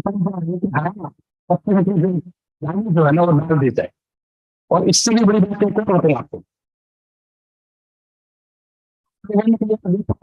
सुबह से एक जगह जा रहे होते हैं, जा रही होती है, लेकिन नहीं होती है, लेकिन उसमें भी डालता है लेकिन हम खाने का संकल्प लेते हैं, हम केवल सूख जाएगा तभी उसको काटेंगे। ये आप देखिए कितना रिच ट्रेडिशन जो है राजस्थान की संस्कृति का रहा है, कि वहां पर हरेपन को बचाए रखने का हर स्तर पर जतन किया गया है। तो मुझे लगता है इन जो परंपराएं हैं, इनको अगर हम लोग देखें, पीपल को तो हम लोग मानते हैं, परमेश्वर मानते ही हैं, व्रत कथाएं जो होती है उसमें पेड़ की साक्षी दी जाती है, गवाही पेड़ की है, दिखो से दिखो, त्रिशो से टूटो, ये इस तरह की चीजें जो कही जाती है, वो सब उसके पीछे कहीं कहीं है। और मैं भी, आप देखिए, जब आप लोग गीता जी ने मुझे कहा तो मुझे लगा कुछ इस तरह की चीज भी देखनी चाहिए, तो मैं पुनः वापस जो है कर्नल टॉड की किताब पढ़ रहा था, ट्रेवल इन वेस्टर्न इंडिया, बड़ी फेमस किताब। आप लोग ये ट्रेवलॉग है पूरा उनका, पश्चिमी भारत की जो यात्रा जो है टॉड ने लिखी है।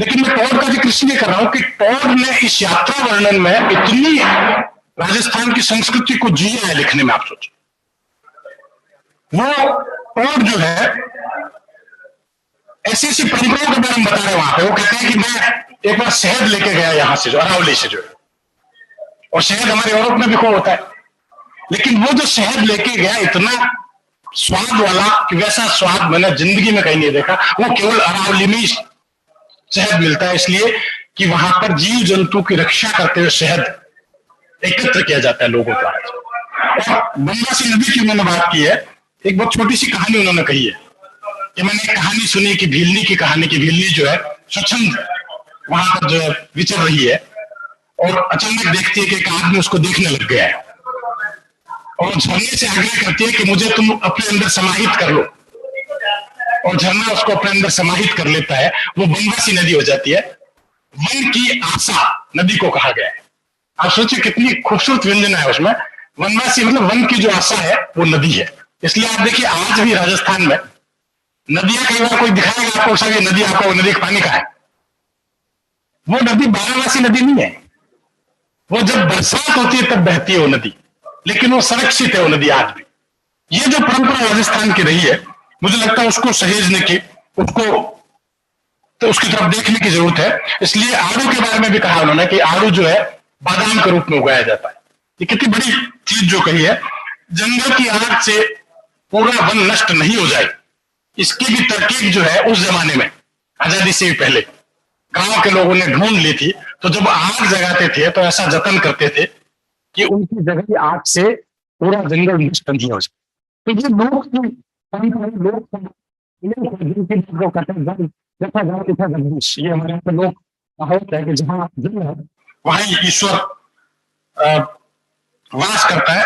तो इन सब चीजों को अगर मुझे लगता है कि अगर सहेजे तो बहुत सारी, मैं तो मेरे पास तो इतनी सारी चीजें हैं कि मैं अगर कहना शुरू करूंगा तो इतनी बातें हैं कि बहुत सारी बातें शायद पूरी नहीं हो पाएगी। आप लोगों को मैंने एक संकेत दिया है कि इस बहाने आप लोग सोचिए कि ऐसी बहुत सारी आपके आसपास भी होगी, उनको एकत्र करें तो बहुत कुछ मिल सकता है। हमारे यहाँ संक्रांति की बात कही गई। संक्रांति हर माह में 30 दिन में एक बार होती है सूर्य की जो है, लेकिन मैं यूं कहता हूं कि मन की संक्रांति सबसे बड़ी संक्रांति होती है।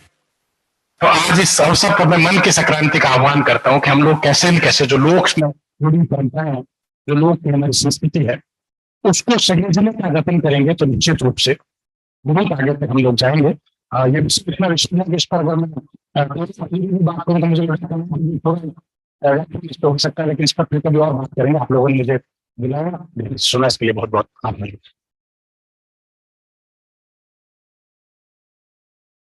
डॉक्टर राजेश व्यास जी, आपने ओरम की परंपरा की बात की। यहाँ दो शब्द आपको मैं भी बताना चाहूंगी कि लोगों की संस्कृति को लेकर दोहन और शोषण दो शब्द चलते हैं। हम अपने आप को तर्क संगत ठहरा लेते हैं कि हम प्रकृति का जो दोहन, हम दोहन नहीं कर रहे होते हैं, हम शोषण कर रहे होते हैं। एक उदाहरण से मैं आपको बात समझाती हूँ। हमारे घर में अगर गाय है, गाय का हमें दूध चाहिए, तो शोषण की कैटेगरी में यह चीज आएगी कि आप बछड़े के हिस्से का दूध भी खुद ले रहे हो, गाय को चारा ढंग का हरा नहीं खिला रहे हो, और अगर गाय बीमार है, दूध नहीं दे रही है, तो आप उसके इंजेक्शन लगा रहे हो। यह शोषण कहलाता है, दोहन कहलाता है। आप पहले भरपेट बछड़े को पिलाते हो, गाय को ज्यादा अच्छा भात और चारा खिलाते हो, फिर जो बचता है वो दूध लेते हो। हम कुदरत का दोहन करें, ना कि शोषण करें। तो लोक की संस्कृति के जरिए सर ने हमें बहुत अच्छी अच्छी बातें कही। समय बहुत कम है, लेकिन ये हमारी जो एक तरह से सुनने की आप लोगों की आतुरता है, उसको देखते हुए मैं कुछ पत्र छात्रों के और जो हमारे असिस्टेंट आचार्य वगैरह हैं, उनके दो एक पत्र अभी रख लेती हूँ, बाकी लंच के बाद रख लेंगे, क्योंकि मैं चाहती हूँ हमारे अध्यक्ष महोदय जो है हम उन्हें भी सुने। अपन लोग तो आपस में मिलकर कभी भी सुन लेंगे। तो सबसे पहले मैं आमंत्रित कर रही हूँ हिंदी विभाग की सहायक आचार्य प्रियंका जी, शॉर्ट बोलना मेरे निवेदन पे। आप जितना सारगर्भित और कम बोल पाएंगे तो हम समझ पाएंगे ज्यादा।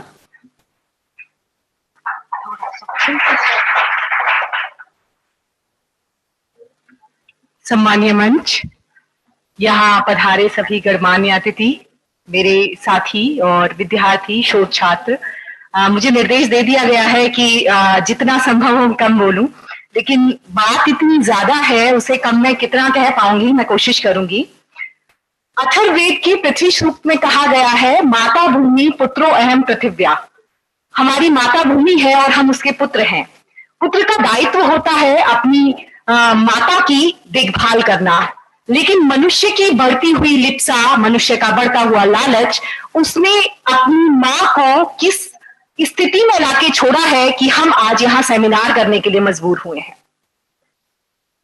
मैं मानव की भूलों की बात करूं तो मानव की एक, मैं बहुत जंप कर करके आ रही हूँ मानव की भूल का सबसे बड़ी जो घोषणा जिसे हम सब नहीं भूल पाते, वो 6 अगस्त और 9 अगस्त 1945 को हिरोशिमा और नागासाकी में हम सब ने देखी। हम सबको वो आज तक स्मृति से ओझल नहीं हो पाई। आगे की एक बहुत प्रसिद्ध कविता है हिरोशिमा, आप पढ़ लीजिएगा, मैं उसे पूरी नहीं सुनाऊंगी, लेकिन एक प्रसिद्ध पंक्ति है, मानव का सूरज मानव को भाप बनाकर सोख गया। लेकिन यहाँ हम रुके नहीं। भोपाल गैस त्रासदी, चेरनोबिल हादसा, चाहे फुकुशिमा हादसा, लेकिन हम वहां रुके नहीं।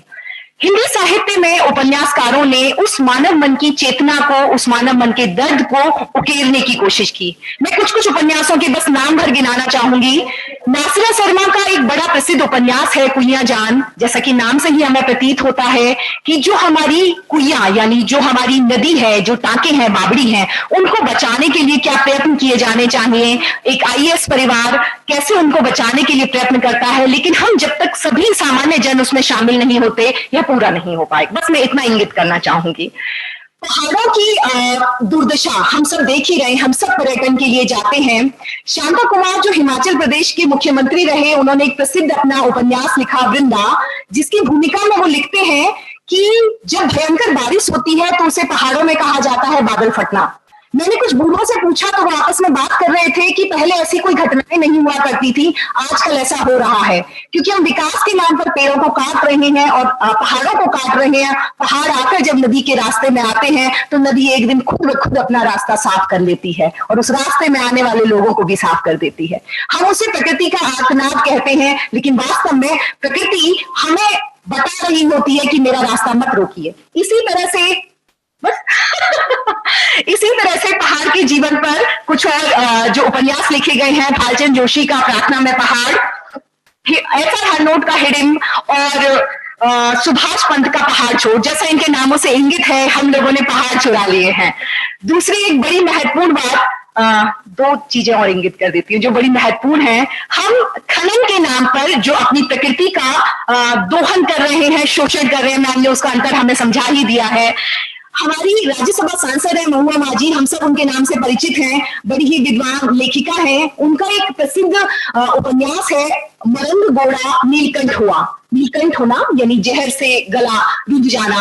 वहां के लोग यूरेनियम की खदानों के खनन के कारण वो इतने ज्यादा व्याकुल हो गए हैं कि वहां की मछली भी अब मोटे सिर वाली और पतली शरीर वाली होती है। जब मछलियों पर उसका इतना प्रभाव है तो मनुष्य जन पर कितना प्रभाव हो सकता है। मैम के खड़े होने ने मुझे बता दिया है कि मुझे चलना चाहिए, लेकिन कुछ नाम मैं आपको बताना चाहूंगी। संजीव के उपन्यास पढ़े जाने चाहिए। मैं अंत करना चाहूंगी ऋषभ देव की कविता से। ऋषभ देव कहते हैं, हेलो मनुष्य मैं आकाश हूँ, कल सृजन था निर्माण था, आज प्रलय हूँ विनाश हूँ। मेरी छाती में जो छेद हो गए हैं काले काले, ये तुम्हारे भालों के घाव हैं, ये कभी नहीं भरने वाले। धन्यवाद। बहुत बहुत आभार प्रियंका जी। और अब मैं जल्दी आमंत्रित करना चाहती हूँ आगरा विश्वविद्यालय, अम्बेडकर विश्वविद्यालय से हमारे बीच में पधारे हैं भीम सिंह रिसर्च स्कॉलर है। इनका विषय है राजस्थानी लोक गीतों में पर्यावरण चेतना। बहुत शॉर्ट में भीम सिंह, बहुत शॉर्ट में। सेमिनार हॉल में उपस्थित सभी साथीगण को मेरा प्रणाम, सारा नमस्कार। मैं क्या बोलूं उससे पहले मुझे डर लग रहा बोलते हुए, क्योंकि राजेश सर ने ऐसा कुछ भी छोड़ा ही नहीं कि जिसमें बोल सकूं। फिर भी मैं कुछ लोकगीत दोहराना चाहूंगा कि शादी के जस्ट बाद में ही तुरंत पति से आग्रह करती है कि लगवा दो हरियो बात नीचे सा, माथा में रंग सिलाई में फिर आई सा। दूसरा गीत है जो राजस्थान की अनंत सौंदर्य थी मोमल, उसका ये गीत है। उसमें प्रत्येक उपमान है वो प्रकृति से दिए गए हैं कि नाक मोमल रो सोया देगी चौंच जू, आंखें मोमल रे प्याला मद भरिया, तो दांत मोमल रा दाढ़ी ढेरी बीज जू, तो होठ मोमल रा हेलो ढेर बीज। देखिए, लोक गीतों की बात आए तो एक लंबी परंपरा तो मुझे बहुत से गीत याद हैं जो प्रकृति से कौन तो खुदाया को बावड़ी परियारी जेल और ऐसा खूब देखिए हमारे साथ। लेकिन मैं आप लोगों को बताना चाहती हूँ कि वैदिक संस्कृत प्रकृति का प्रांगण है। संस्कृत में प्रकृति के काव्य लिखे गए हैं।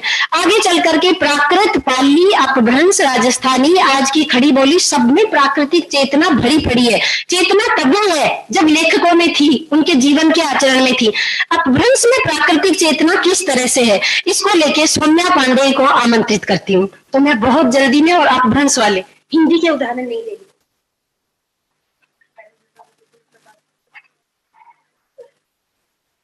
यहाँ उपस्थित सभी विद्वद्वृंद को मेरा नमस्कार। आज का मेरा विषय है हिंदी साहित्य में पर्यावरण चेतना और प्रकृति चित्रण। हिंदी साहित्य प्रारंभ से ही पर्यावरण और प्रकृति को लेकर सचेत रहा है। हिंदी का विकास संस्कृत, पाली, प्राकृत से होते हुए अपभ्रंश भाषा से हुआ है। पर्वतीय अपभ्रंश को पुरानी हिंदी भी कहते हैं। संस्कृत के कवियों ने प्रकृति का बहुत अच्छा चित्रण किया है। इस दृष्टि से वाल्मीकि, भवभूत, कालिदास और नाग का नाम लिया जा सकता है। अपभ्रंश के कवियों ने नए काव्य भी लिखे। उनके वर्णन का विषय आत्मज्ञान, गुरु का महत्व, शरीर की शुद्धता, लक्ष्य की महानता और समरसता की भावना थी। अपनी बात को कहने के क्रम में भक्ति, नीति और श्रृंगार पर लिखते समय इन कवियों ने प्रकृति का आश्रय लिया। संदेश शासक अब्दुल रहमान की प्रसिद्ध रचना है। इसे प्रेम काव्य के रूप में प्रतिष्ठा मिली है। इस काव्य ग्रंथ में एक पथिक है जो शाहपुर का रहने वाला है। उसने अपने शहर का वर्णन करते समय प्रकृति का विस्तार पूर्वक वर्णन किया है और पूरे सूची दी है कि उसके शहर में कितने पेड़ और पौधे हैं। विद्यापति आदिकाल के सर्वाधिक प्रामाणिक कवि हैं। उनकी रचना कीर्तनलता में प्रकृति का वर्णन हुआ है। अपभ्रंश भाषा के प्रतिष्ठित कवि हेमचंद्र सूरी की बसंत वर्णन की पंक्तियां हैं। फुल्ले पैदल पर परिमल, भी अविरल, गले पहलिया, क्यों उठे कुसुम भरे मल्लिया। भक्ति काल के कवियों का मुख्य विषय भक्ति का विवेचन था। उसके माध्यम से वे समाज जागृति का अभियान चला रहे थे। Thank you. ये सब हमारे विद्यार्थी धन्यवाद के पात्र हैं। जिनके बच गए उनके लंच के बाद कर लेंगे हम। अभी मैं ये समय कटौती इसलिए कर रही हूँ कि हमारे बीच अध्यक्ष की कुर्सी पे जो विराजमान है, हम उनको सुनना चाह रहे हैं। असल बात ये है कि खाना हम रोज खाते हैं, आज थोड़ा जल्दी खा लेंगे, उस समय में थोड़ी कटौती कर लेंगे, लेकिन हम चाहते हैं कि हम सर को सुने। थोड़ा सा सर का जल्दबाजी में परिचय दे रही हूँ जितना मुझसे दिया जा रहा है। सर आप माफ करना, पूरा बड़ा परिचय नहीं दे पा रही हूँ। कि संप्रति आप vice chancellor Chhatrapati Shivaji Maharaj university Navi Mumbai है। Indian chapter of international association of hydrogeologist के आप प्रेसिडेंट हैं। ग्राउंड वाटर कम्युनिटी INC के आप फाउंडर कोऑर्डिनेटर हैं। और इससे पूर्व आप member governing council IUAC formally India के सदस्य से रह चुके हैं। आप UGC के नॉमिनी SAF से एडवाइजरी कमिटीज में जाधवपुर यूनिवर्सिटी कोलकाता, कुमायूं यूनिवर्सिटी नैनीताल एवं ML सुखाड़िया यूनिवर्सिटी उदयपुर में भी UGC के नॉमिनी के रूप में आप कार्य कर चुके हैं। Director centre for water management and research तथा विभागाध्यक्ष डिपार्टमेंट ऑफ जियोलॉजी राजस्थान विश्वविद्यालय से हैं। सर आप हमारे अपने हैं, लेकिन हमारा सौभाग्य है कि हम आपको सुनने के लिए लालायित हैं, आतुर हैं। हार्दिक स्वागत है sir.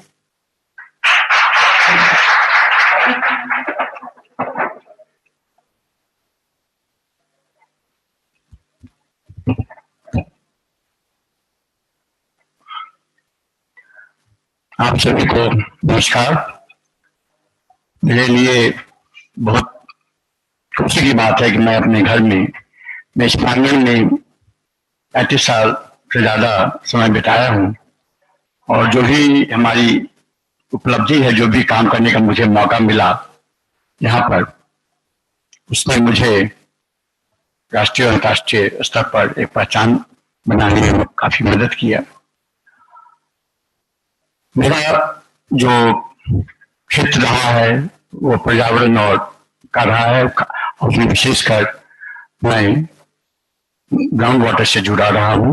I have been very much working in the domain of ground water environment, particularly when I joined this university. The compelling problem which I came across was the reducing availability of water, and that motivated me to work in domain of groundwater, get indulged into this domain.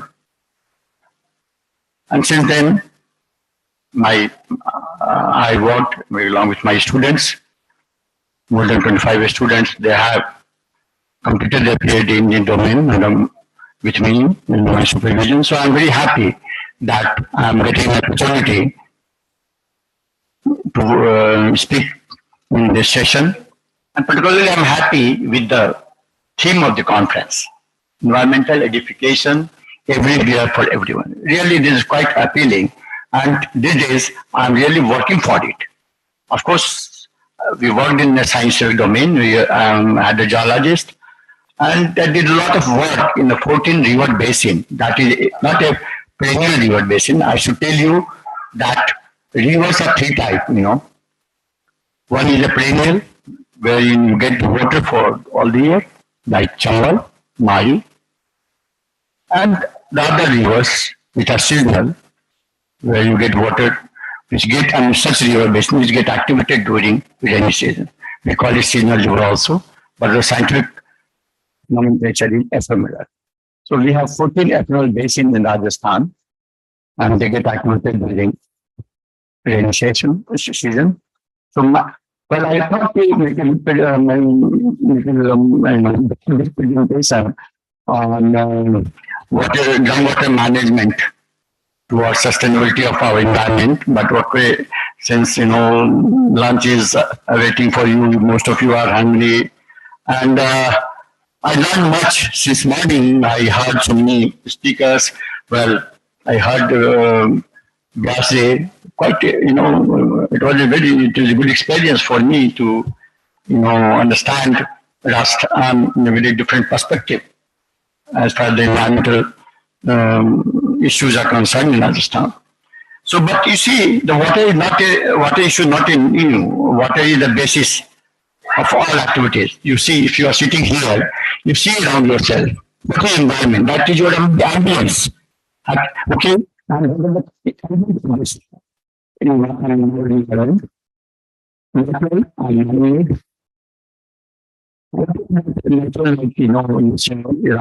You can find air, you can see water, landscape, vegetations, life. And all these things are not like natural resources which we responsible for environment, natural environment. So, each and every bit of our activities, we are depending on our natural system that are very precisely on natural resources. And water is one of the natural resources or the important resources, the basic resources. If you see this planet is limited because of the availability of water. I'm not giving slide-wise presentation, but I will just give you my brief overview of. So water is for our sustenance of life and living on this planet. Similarly, I have worked also in the mass, because the few people were selected to work when you're sending our, with the mass. I was also asked by the Department of Space to look for developing water in the mass. Okay, we found evidences. Why today the mass is yellow or dry white? Because the water had been lost from there. We found many evidences of water in the mass on moon. And besides the people or other scientists, they are getting motivated to find the evidences of life. Because if the water is there, life must be there. Because if you look into the Veda, I want to quote one stanza from the Veda. You will see that I'm not going to quote because it will take time. See here is useless in the absence of adequate water. What is the basis of life? Most life born in water. Water, you can layer of immortality. It is not Veda. The three, in the Veda, it is a quote from the Veda. So, not today, when our forefathers, our ancestors, they were very much aware about the importance of water. They knew that without water, there can not be any life.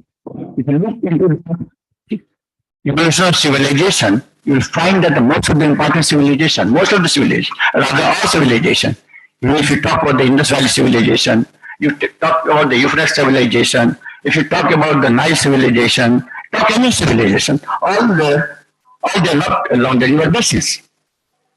And somehow, because of again the geological disturbances, I should say, the river course got changed, water depth got drastically reduced, and civilization got vanished.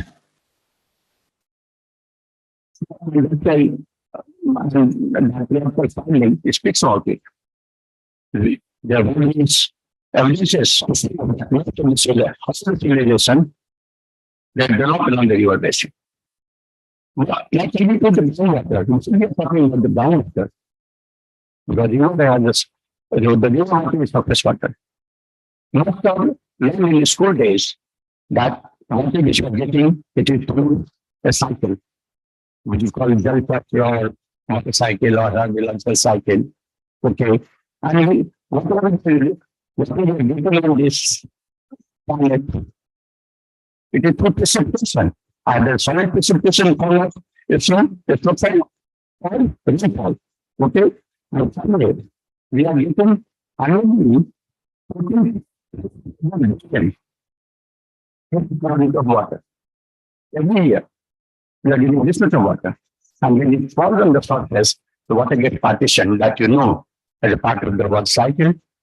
So it goes down the surface, become groundwater, and part of it flows the gravity, go to the sea, and pathway can stay in lake, river, and all that. And we call it surface water. So the surface water and groundwater, they're part of the same system. But why groundwater?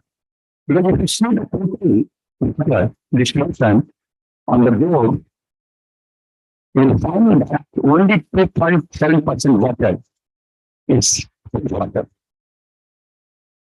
Really, they are confined to sea. It is a very good, but very, listen to information. 2.7% water, 71% is not in ice caps, glaciers. That is not available to you. 1% of it, you see, as a surface water, and the remaining 20% is a groundwater. So the redundant source for the sustainable life, livelihood, and the environment and ecosystem is the groundwater. So we are all dependent on groundwater. If you look the usage of the groundwater, you find that our dependency on the groundwater in the recent past have increased tremendously. So, if the groundwater is so important,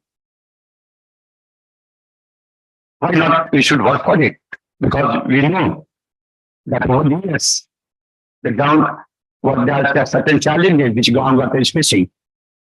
Groundwater is facing challenges because of one very important reason, that it is invisible. It is surface, it is in the surface, it's not visible unless you take it out from the well or tube wells or bore wells, whatever it means you would have to grab the water, surface water. Then when it becomes, you put it in the field, put it in agricultural land, and take it for the drinking purpose. So then it's available. So how to me, this is important characteristic of groundwater. That's why it is the concern it receives when the importance of water comes. But this is a most important source of water on this planet. But it has challenges. With over like growing population, we are today, I mean 2 days back, we became 8 billion. Okay, growing population, modernizing agriculture, and increasing urbanization, and more people from the rural area are shifting to the urban area. Our change in the lifestyle, we were started using more and more water. And then added with the climate change, impact of the climate change. Climate change has disturbed all the scenario, distribution of this rainfall pattern. You will not believe it. The northeast portion, which used to achieve the highest rainfall, now there is a, it has become almost dry. Rajasthan, the desert area is using more water. And this is an opportunity for the Rajasthan to grab and tap this influx, extra influx which you are getting due to the climate change. So that we can turn into an opportunity. And that for that, I agree. Everybody, most of the people have found it that since and give the finance. We have worked in 14 nations. We have located, categorized different types of water available in subsurface. We have going to find that domain where the market can be put in a soul. The global demand and requirement is that we need more subsurface area to put in and store the water to meet the adversity of the climate change. Because the climate change intends redistribution of the precipitation. What will result? Some area will have more rainfall and some area will have more drought. Okay, to meet the drought condition also, with the global warming, you will need more water. The plant will need more water. From where you will get? If you keep it on the surface, it will evaporate. In the Rajasthan and desert area, every region, the evaporation is more than precipitation. So for that, we need the subsurface domain, subsurface area. And that is the best way inside the surface is the artificial means of recharge. We give the water, but where to put? For that we work and delineated many areas in a different river basis of Rajasthan. So, this is the scientific findings. How the scientific findings? The most important challenge in sustenance of the environment is how to take all this finding, all the knowledge, all the delusion which we are having here to the minds of the people. To bring the attitudinal change, that is the most important and most challenging task before us. It can be done by such type of activism, such type of environmental edification. And for that, the different institutions, different organizations, together. It is a community which needs to be required, need to be educated. All the knowledge need to be transferred to the community, local community, and make them empowered, make them understand how the water behaves, how the groundwater can be stored, can be recharged. That is very important. And at the same, we are losing 1140, almost 1140 kilometers of water every year to the sea. When part of this is put inside in a different area of interest, a different area of requirement, only such area falls in the survey to every region. In this area, if you are able to check this water and put inside the surface, I think we can survive and we can manage our environment very sustainably. So with this, I will not take most of them. I thank all the previous speakers and thank our media to give me the opportunity to review and to share with you. I hope the detail is its requirement. Environmental management, water resource management. Everything you need to understand in a correct perspective, it can be a model and can be replicated in the different parts of the world in a similar climatic zone. With this, thank you very much. बहुत बहुत आभार professor Sinha साहब का। AK Sinha साहब के हम आभारी हैं। मित्रों, अब ये जो सागर है उसे अगर एक पंक्ति में कहना चाहूं तो बात इतनी सी है कि मानव सिर्फ ये याद रख ले कि इस पृथ्वी पे मनुष्य अपने आप को धुरी में न माने। हम गलती क्या करते हैं, स्वार्थवश मनुष्य को केंद्र में रख के और सारी प्रकृति का उस तरह से शोषण करने लग जाते हैं। हम एक छोटी चींटी की तरह इस पृथ्वी पे रह रहे हैं। हमें पृथ्वी का एहसान मानना चाहिए और जिस दिन हमारी ये चेतना निर्मित हो जाएगी कि हम धूरी में नहीं है, हम भी उसी प्रकृति का हिस्सा है, यदि हम इसे नष्ट करेंगे तो एक दिन वो हमें खुद ब खुद नष्ट कर देगी।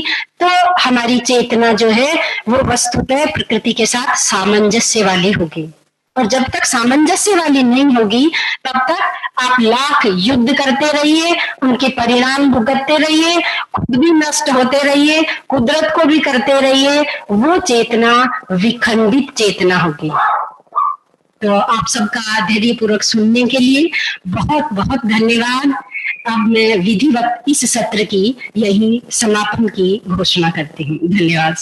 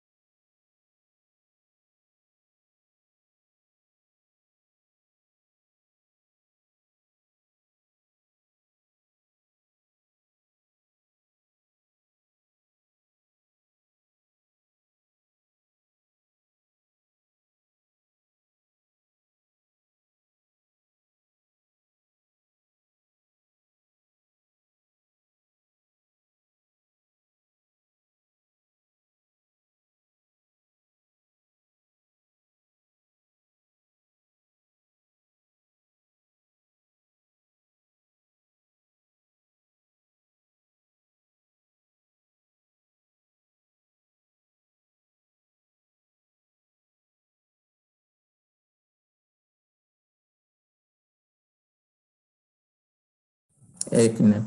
Hello hello. Okay sir, thank you sir.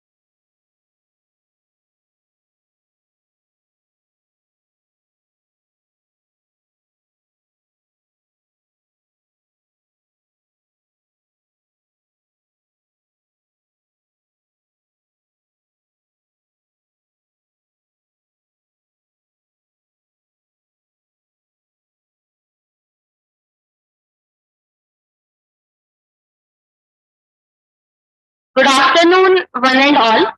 I am Shambhavi Thakur. I am going to be your anchor for technical session second of International Conference on Environmental Edification Everywhere for Everyone. I would like to welcome all of you on this bright afternoon where we are discussing about most important aspect of everyone's lives which we tend to forget about. That is our environment. This technical session is going to cover the topic role of youth for environmental concern. Before commencing this session, I would like to say a few words on a brief about what this session is going to be about, what is the importance of environment, and what role can youth play for its protection. As Mahatma Gandhi said, what we are doing to the forest of the world is nothing but a mirror reflection of what we are doing to ourselves. Environmental degradation does not happen in a vacuum. You cannot separate the impact on the environment from the impact on our families and communities. Sustainability is to treat ourselves and our environment as if we are to live on this earth forever. We are the last generation with a real opportunity to save the world. We are seeds as well as parasites to the earth. We can either give or take depending on our perception of growth. Never doubt that a small group of thoughtful, committed citizens can't change the world. Indeed, it is the only thing that ever has. Luckily, a few members of such group are present among us as our guest.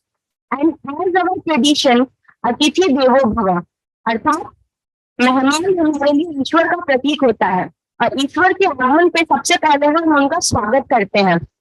इसलिए मैं इस कार्यक्रम की शुरुआत हमारे guest के welcome से करना चाहूंगी. First of all, doctor Sudarshan Yadav, keynote speaker. Sir is present with us through online mode. Sir, I welcome you on behalf of Department of Lifelong Learning, University of Rajasthan, Jaipur.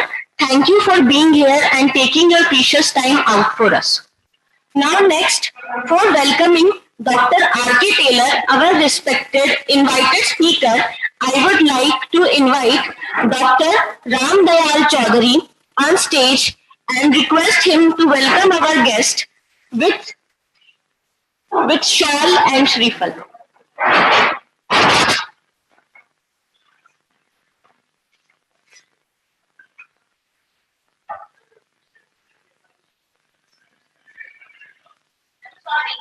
Not the shawl, but shawl and shrifal.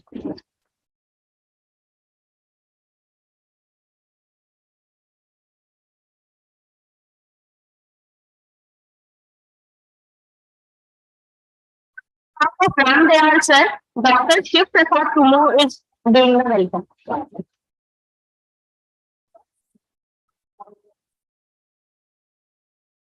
So, sir, next I would like to invite Dr. Rajendra Prasad Meena, our respected co-chair on this stage, as well as Dr. Akhil Kumar, to welcome him with a plant and shrifal.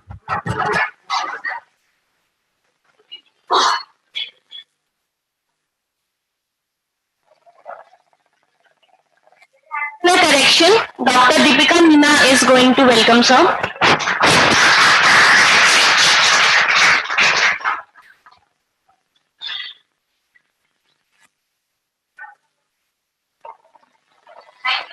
Thank you, ma'am. Now, at last, I would like to request Dr. Nikki Chaturvedi to please come on stage and Dr. Shiv Prasad Tumu for welcoming her with a plant and shrifal.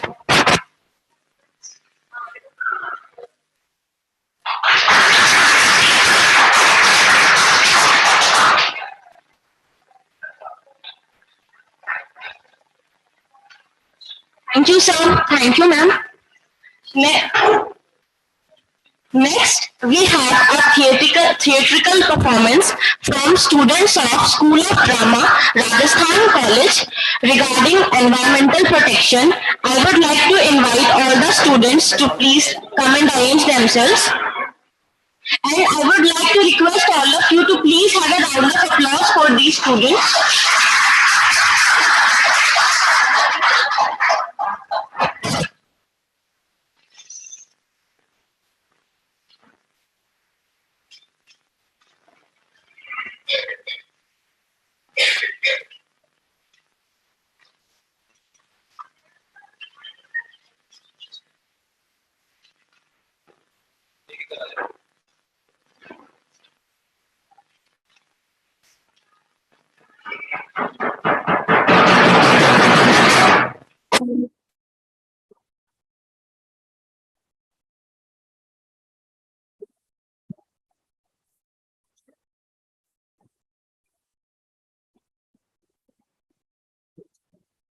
मुझे फेफड़ों का cancer है।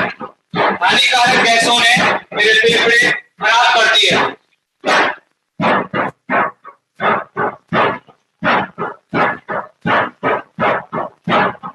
बचपन में ध्वनि प्रदूषण की वजह से मेरे कान खराब हो चुके हैं। अब मैं बहरा हूँ। मुझे अस्थमा है। वायु प्रदूषण से मुझे सांस लेने में दिक्कत हो रही है। गंदा पानी मच्छरों का आवास है, इसलिए मच्छर काटने की वजह से मुझे डेंगू रोग हो गया है। रेडिएशन और नॉइज पोल्यूशन की वजह से मेरे दिमाग में मेरे शरीर से नियंत्रण खो गया है। कारखाने में होने वाले ध्वनि प्रदूषण के कारण मेरा एक कान खराब हो चुका है। अब मुझे सुनाई देने में तकलीफ होती है। बचपन से दूषित खाने का सेवन करने के बाद मुझे बीमारी लगी। हम सब ने वातावरण को दूषित किया है, वायु प्रदूषित की है, जनसंख्या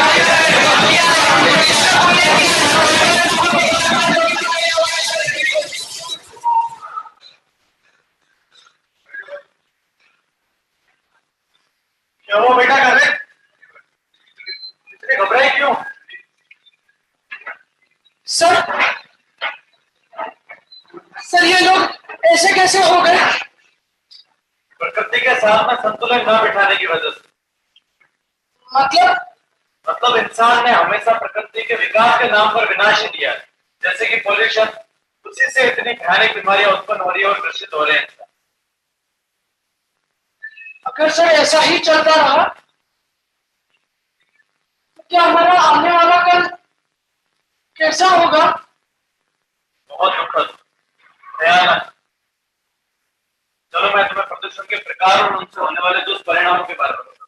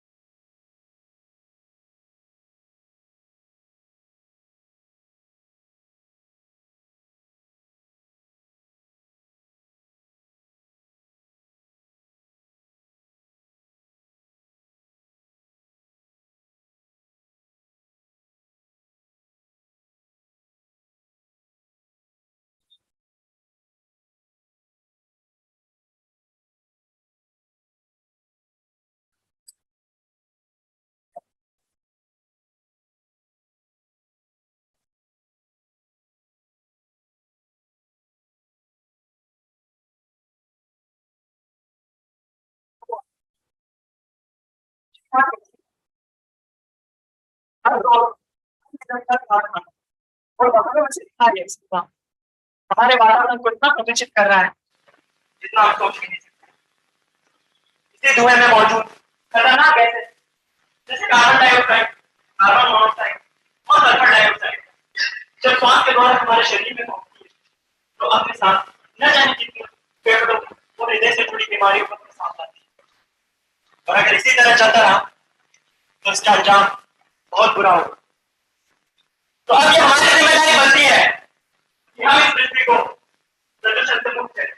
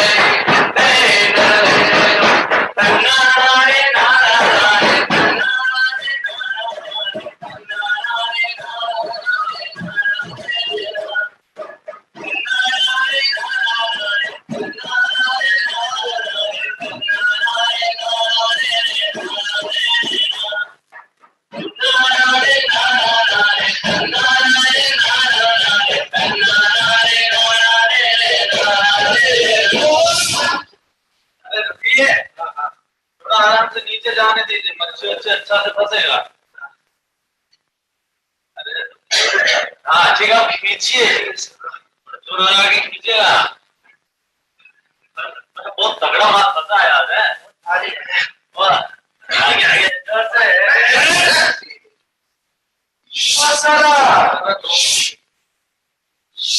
कचरा भरा पड़ा है अंदर। देखो सारा नाले का पानी भी अंदर ही डाल रहे हैं, मच्छी जिंदा कहां से रहेगा।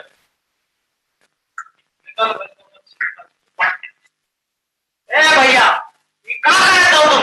हो गया होगा, वो तो हमको दिख रहा है तुम थूक रहे हो, नदिया में कहाँ थूक रहे हो? अरे भैया कमाल करता यार, हमारे यहाँ थूकने से आपको क्या तकलीफ हो रहा है? तो हर जैसा लोगों के कारण ही नदियाँ खराब हो रहा है, दिमाग में कचरा भरा है। चले जाओ यहाँ से।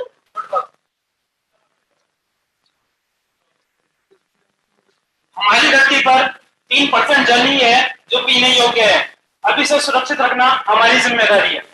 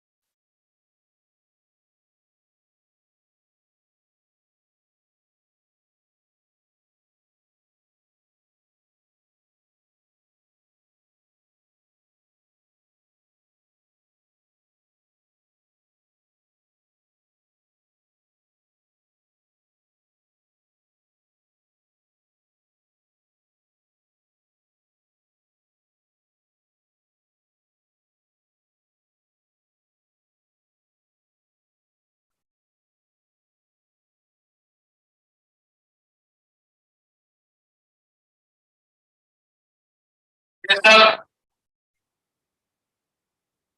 हम इंसानों ने किया है। पेड़ों को हम इंसानों ने काटा है। वायु को दूषित हम इंसानों ने किया है।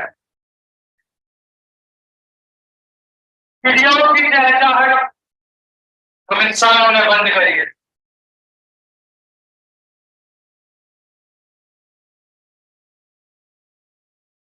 हम सब इसके जिम्मेदार हैं।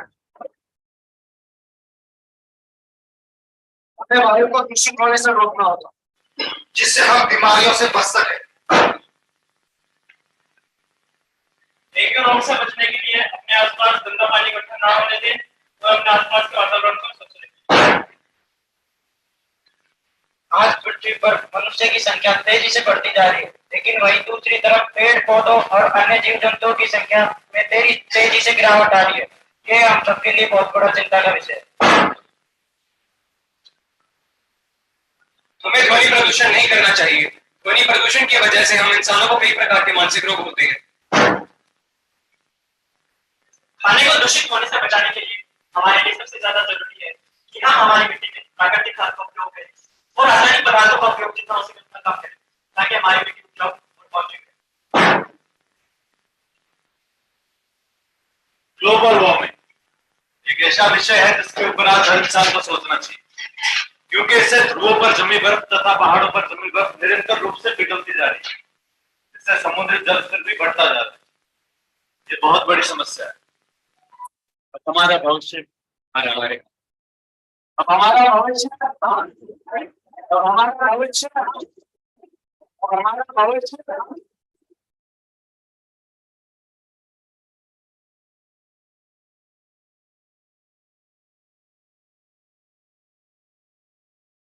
मैं सभी से रिक्वेस्ट करूंगी कि स्टैंडिंग ओवेशन दो इस परफॉर्मेंस को।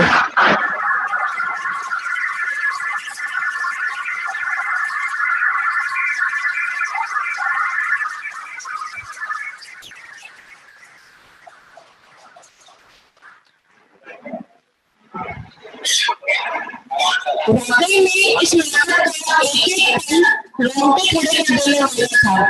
अगर हमने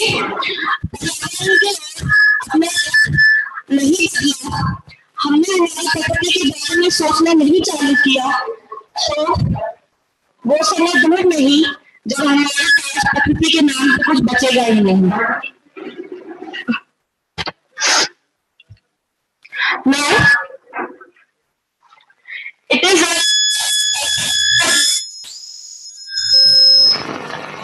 a great honor for me to pronounce that today we are joined by a man who hardly needs an introduction, and fortunately who is also our keynote speaker. He is none other than Dr. Sudarshan Yadav. Dr. Sudarshan Yadav has completed his PhD from Banaras Hindu University in 2016. His work is in the field of risk communication. It was an attempt to look into the issue of water crisis from the social science perspective. He has published more than 10 research papers in UGC listed journals. To name a few: analysis of socio-political discourses in the films of Srijit Mukherjee, published in Journal of Advanced Research in Journalism and Mass Communication 2021. Second, artistic influence on the films of Srijit Mukherjee, published in Journal Bhavavina in 2020. Next, a communication and cultural approach to address water crisis, published in 2017. Next, study of mental well-being among students of central universities of South India in relation to their social media uses and its influence on mental health, Modern Themis Research 2021. These are just a few of his works. He has guided 4 PhD scholars under his supervision, as well as 36 MA dissertations have been submitted under his guidance. He has presented almost 14 papers in various conferences and seminars. A few of them are Material Culture and Life World, Ray Realism and the Sound in the National Seminar cum Festival on Ray, organized by Department of Journalism and Mass Communication, BHU. I would request you, sir, to please address the gathering and share your wisdom with us. Please, sir. Thank you to all the respected scholars and the students there and listening to me. Since this is in the online mode, so I won't be able to get the opportunity to meet you all in person. So please accept my greetings in the online mode only. So without delaying, I would just come to my topic, and I'll share my PPT. I hope it will be visible with you all.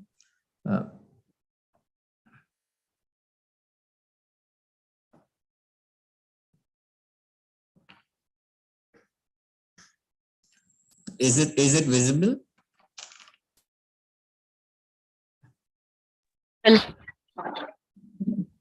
Yeah, okay. So as you can see, the topic of my presentation is environmental sustainability, a communication intervention approach. In this whole topic, I'll be basically talking about the environmental sustainability and how communication can play a role into it, and what are the different strategies used by United Nations and as well as the USA and the World Health Organization. So this whole presentation is divided into 3 parts. Initially, I will just talking about what exactly the problem is, then following by the different approaches or the strategies used, and the third part would be the part where I'll be talking about my PhD work.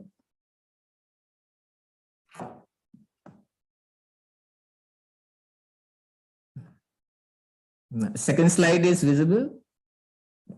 Okay.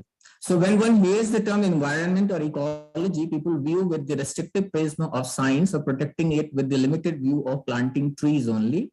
But environment protection and ecological sustenance is much more broader and complex. It can be solved by concerted human efforts, but there are some problems. So let us talk about what are those problems. Where the problem lies. Academics are living in silos and isolated efforts are there. Proper policies are unavailable. Even if policies are there at ground, those are ineffective. Huge population is there with respect to less land and natural resources, and which is continuously growing. Now we have reached 8 billion. Basic elements of life, that is air, water, soil, and its quality is continuously deteriorating with the growing population. Lack of adequately trained manpower for mass awareness. Since I'm into communication, so there are a lot of there is a lacking in that. We don't have science communicators in India, very less, or the hobby writers are there. Lack of interest among the people. Even if people know that environment is necessary, but there is lack of urgency to protect. So these are some of the problems. If we see the present status of the world scenario, the total forest cover in the world is 31% of the total land area, and out of which the 54% of the world forest belongs to only Brazil, Canada, China, Russia, and the USA. And when we talk about the polar ice caps, it is continuously melting. Global rise in temperature, we can see it is 1.1 degrees Celsius it has reached now. And after 1975, every decade, there is a rise of 0.15 to 0.2 degrees per decade. Sorry. So, and the air quality is deteriorating worldwide. More cities are adding to the most polluted cities. Fresh water is lessening. Only 2.5% of the total water is fresh water. Oceans are getting polluted. And by 2/3 of the world would face water stress by 2023. This is the UN Water Portal report. So present status in the context of India, forest cover is 21.7%. It is 2022 data. Dense forest cover is only 12% of the land. But the policy requirement of India says that the forest cover should be 33% by 2022. So you can see that we are already lagging behind by 11 to 12%. Water crisis is already there. Gangotri and Pamir Glacier are receding. Glaciers of Ladakh region are receding. Uttarakhand floods, which is already visible. We all know what happened there. Then prominent rivers are polluted: Ganga, Yamuna, Gomti, Assi, and the Damodar. In fact, when this Assi Nadi, this is a river from Varanasi which has totally gone, it has turned into a nala. 55% of the sewage generated are dumped untreated into Ganga from class 1 and class 2 cities along the river. This was presented in the parliament by the environment minister. And only 31% of the total sewage produced every year can be treated by the existing facilities. You can imagine that almost 69% of the sewage is left untreated. Then soil erosion and pollution is there. Pollution status, if you talk about in the context of India, 6 cities of India are in top 10 in the world in 2022. And in 2021, there were 10 cities out of 15 which were from India. Waste and landfill, no proper policy on waste management in India. Plastic is the greatest menace everywhere. And when we talk about the Indian population, that is the 18% of the total global population. So that 18% lives on 2.4% of the total Earth's surface. So we can imagine again, there is a restrictive resources available with respect to the population. Now, there are some positive aspects also. Compulsory subjects in schools. We have now compulsory pass course at UG level in colleges and university. Then media is replete with information related to crisis and risk. Lot of science channels are available. National Geographic, Discovery, Science Channel, and many more. Popular science magazines are available. Now with the advent or coming of the digital media, there is also opportunity for people to generate content on their own and at their own level from their homes. And there is a rising awareness everywhere regarding the concern on climate change and global warming and the environmental issues. Now, the UN, as we all know, they have come up with the SDGs, that is the Sustainable Development Goals, that by 2030 we have to achieve all these goals, and they have come up with 17 SDGs. And these SDGs are signed by all the developed and the developing countries in a global partnership. They have recognized that ending poverty and other deprivations must go hand in hand with strategies that improve health and education, reduce inequality and spur the economic growth, all while tackling climate change and working to preserve our oceans and forests. So these are the 17 SDGs, as you can see, and all are interrelated, and most of them are related with the climate and the environment. As you can see, sustainable cities and communities, climate action, life below water, life on land, then clean water and sanitation. All these are interrelated, good health and well-being. Now, when we talk about development, in true sense, it cannot happen in a nation until and unless we do not achieve the proper scientific temper. And in the context of India, when we are talking, only 10 to 15% of the total population is scientific literacy. So scientific literate. And when we say that almost 74% of the India is literate, out of that, only 15% when we are talking about, they are scientifically literate. So we can imagine that what we have to achieve and how much we have to put effort in terms of communication and education so that a proper development can be reached. So developing countries today face a wide range of needs, from more secure food supplies to cheap and effective medicines, climate change and environment problems. All these needs can only be achieved by use of modern science. Same countries face a range of political dilemmas, like whether to accept the growing of genetically modified crops or how to adapt to the impact of climate change. It also requires a knowledge of science. So from both points of view, development can be characterized as the process of putting scientific and technical knowledge into practice.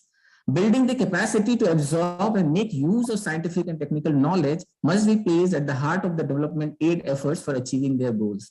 Knowledge will reach to public only when it is effectively communicated to individuals with the powers and skills to put into practice. So not only the common people, it is also those who have power and who decide what kind of content need to be promoted. They should also be focused upon. So like government officials, decision makers, community groups, and even NGOs.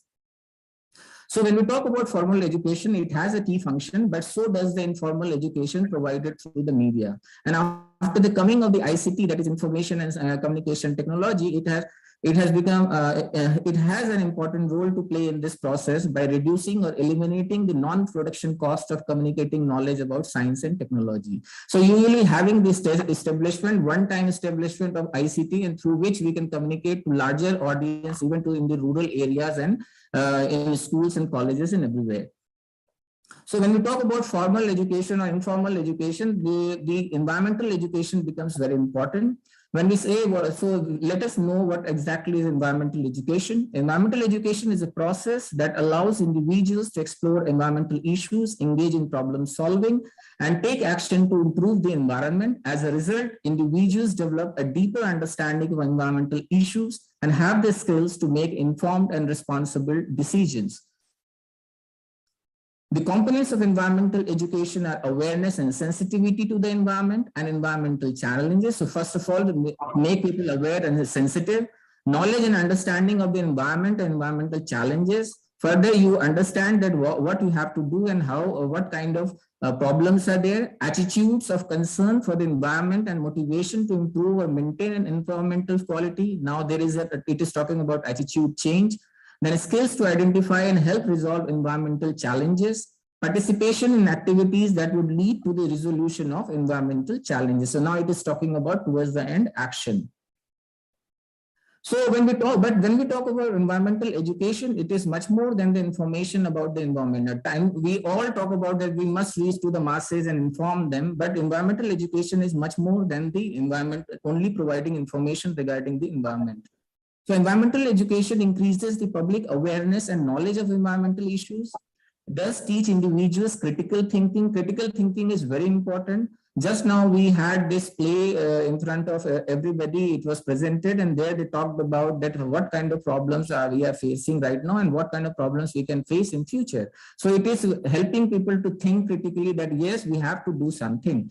Does enhance individuals' problem solving and decision making skills, does not advocate a particular viewpoint. It tells you all the perspective related to that problem. While environmental information, when we talk about it, provides facts or opinions about environmental issues, does not necessarily teach individuals critical thinking, does not necessarily enhance individuals' problem solving and decision making skills, because in the case of environmental problem, where we have to work is the problem solving and decision making skills, and may advocate a particular viewpoint. There are chances that in the country, people may say that the climate change is nothing. It is just the time has changed and we are just talking about it. Or there are developed countries, we are setting the agenda. So when these kind of opinions come, people get distracted from the main issue. So we need to have a proper concern on the climate change, and their environmental education becomes very important. Now, the area which I was supposed to talk is risk communication. Risk communication has been put by two important agencies. One is US's Environment Protection Agency. One definition is given by them. And then the another one is the World Health Organization's definition. So as you can see, the risk communication is communication intended to supply audience members with the information they need to make independent judgments about the risk to health, safety, and environment. So that we can see that to be informed and should take action against it. Okay. Then the risk communication is the real-time exchange of information, advice, and opinions between experts or officials and people who face a threat, from a hazard to their survival, health, or economic or social well-being. So with respect to this risk communication, this Environmental Protection Agency of US have come up with a SALT framework, which actually is an acronym which says that strategy, action, learning, and tools.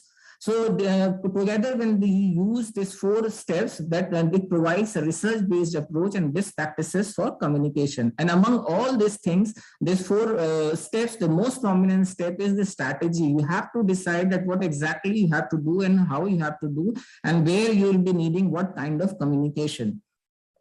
So strategy, actually, when we start with, it is moving away from the deficit model. Normally, we say that there is an information deficit. People don't know anything and we have to inform them so that we can bring change. But that is not the case. Even if we provide the information, there are chances that common people or the people are not going to take decision or actions, those who are in power. So because there are researches from psychological and decision and risk and management sciences that has shown that it is not true, because people make decisions for many complex reasons, and not all of them have to do with what scientists might see as a numerical or factual risk. So one of the first steps is moving beyond the deficit model, that is to broaden the goals and objectives that go beyond providing information strategically. So strategic risk communication should include, first of all, taking stock and leveraging existing sources of knowledge. Second, setting big picture goals and corresponding objectives. And third, matching the platforms and tactics to those goals and objectives. That means what kind of platform and information and what kind of communication will be required with respect to the audience which we are targeting. If it is a rural people who cannot read and write, so in those people, in those cases, we have to go for visual more of connection. In those cases, the community leader or opinion leader from those places we have to engage with. So accordingly, as per the audience, we have to match the platform. So all these things comes under the strategic risk communication. Now, there is another perspective given by World Health Organization. It says that it is a RCC framework. That means the risk communication and community engagement. Basically, risk communication can only be done through community engagement. Community should come together to solve a problem. And when there is a community engagement, so obviously we have to deal with the social sciences. So social sciences are disciplines that include sociology, anthropology, history, psychology, and economics, among others. The integration of social sciences is increasingly recognized as key component for successful RCC activities. Understanding the drivers of human behavior allows for the development of RCC interventions that meet people where they are, like how they are emotionally reacting to that problem, at what level they are at intellectual level, and then the language barrier linguistically and all. So all these things we have to cater to when we are interacting with a human or a community. Now comes to my own work, that is I was talking about. This is actually I have put this term water communication, where the whole water crisis or the problem need to be addressed from the perspective of social science and the culture and community engagement. So why? Because water is the basic element of life, and even we are searching for water in the other planets also outside the earth. So that's why this is very important when we're talking about climate change and environmental issues. So what was this study? So actually I had focused on the ponds of Varanasi. You can see all these ponds are in a filthy state. There, a lot of garbage is there. In fact, it has become a dump yard. Okay, so but these ponds were all having religious importance, and they were all connected with the different temples. And ponds are actually the recharging, having a recharging mechanism which recharges the river Ganga of Varanasi.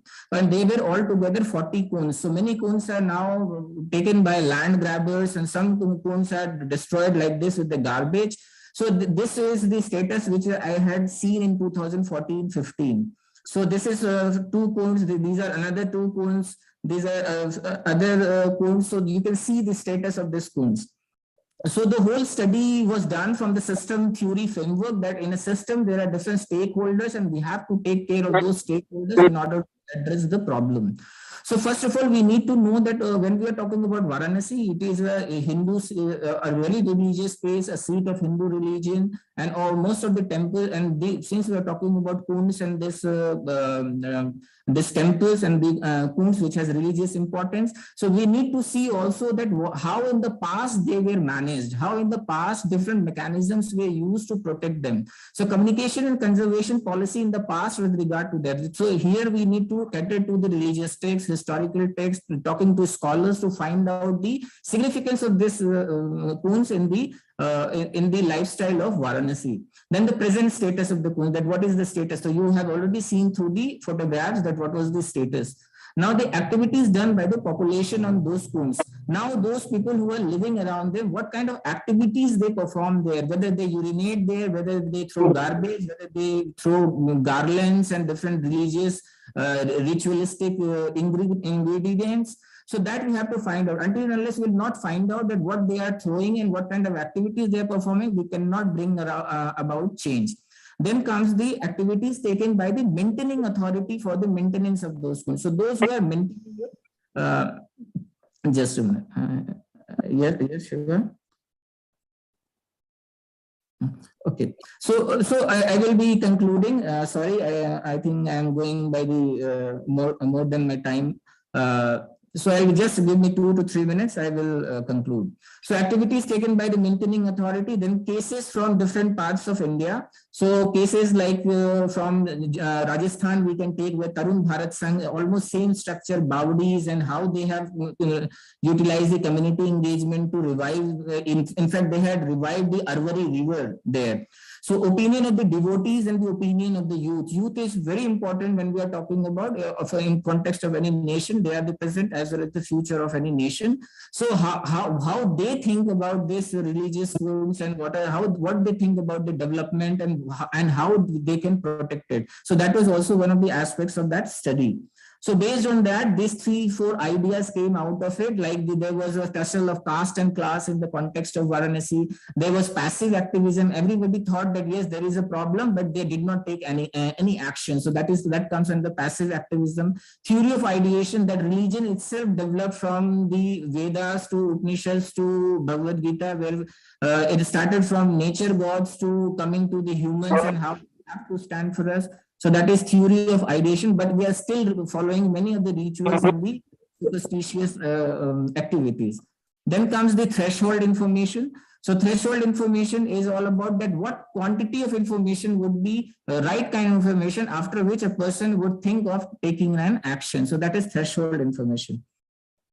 So now let us just conclude. Environment, when we talk about it, is a science subject. We say that it is biotic and abiotic components, but in the age of Anthropocene, because this is the age of Anthropocene, there is a human dominance and humans are deciding the fate of the environment, and they are in fact influencing it. So need to see it in the fresh light with more interdisciplinary approach, because human is at the center of this earth and impacts the life and environment on earth and even the outer space and other planets.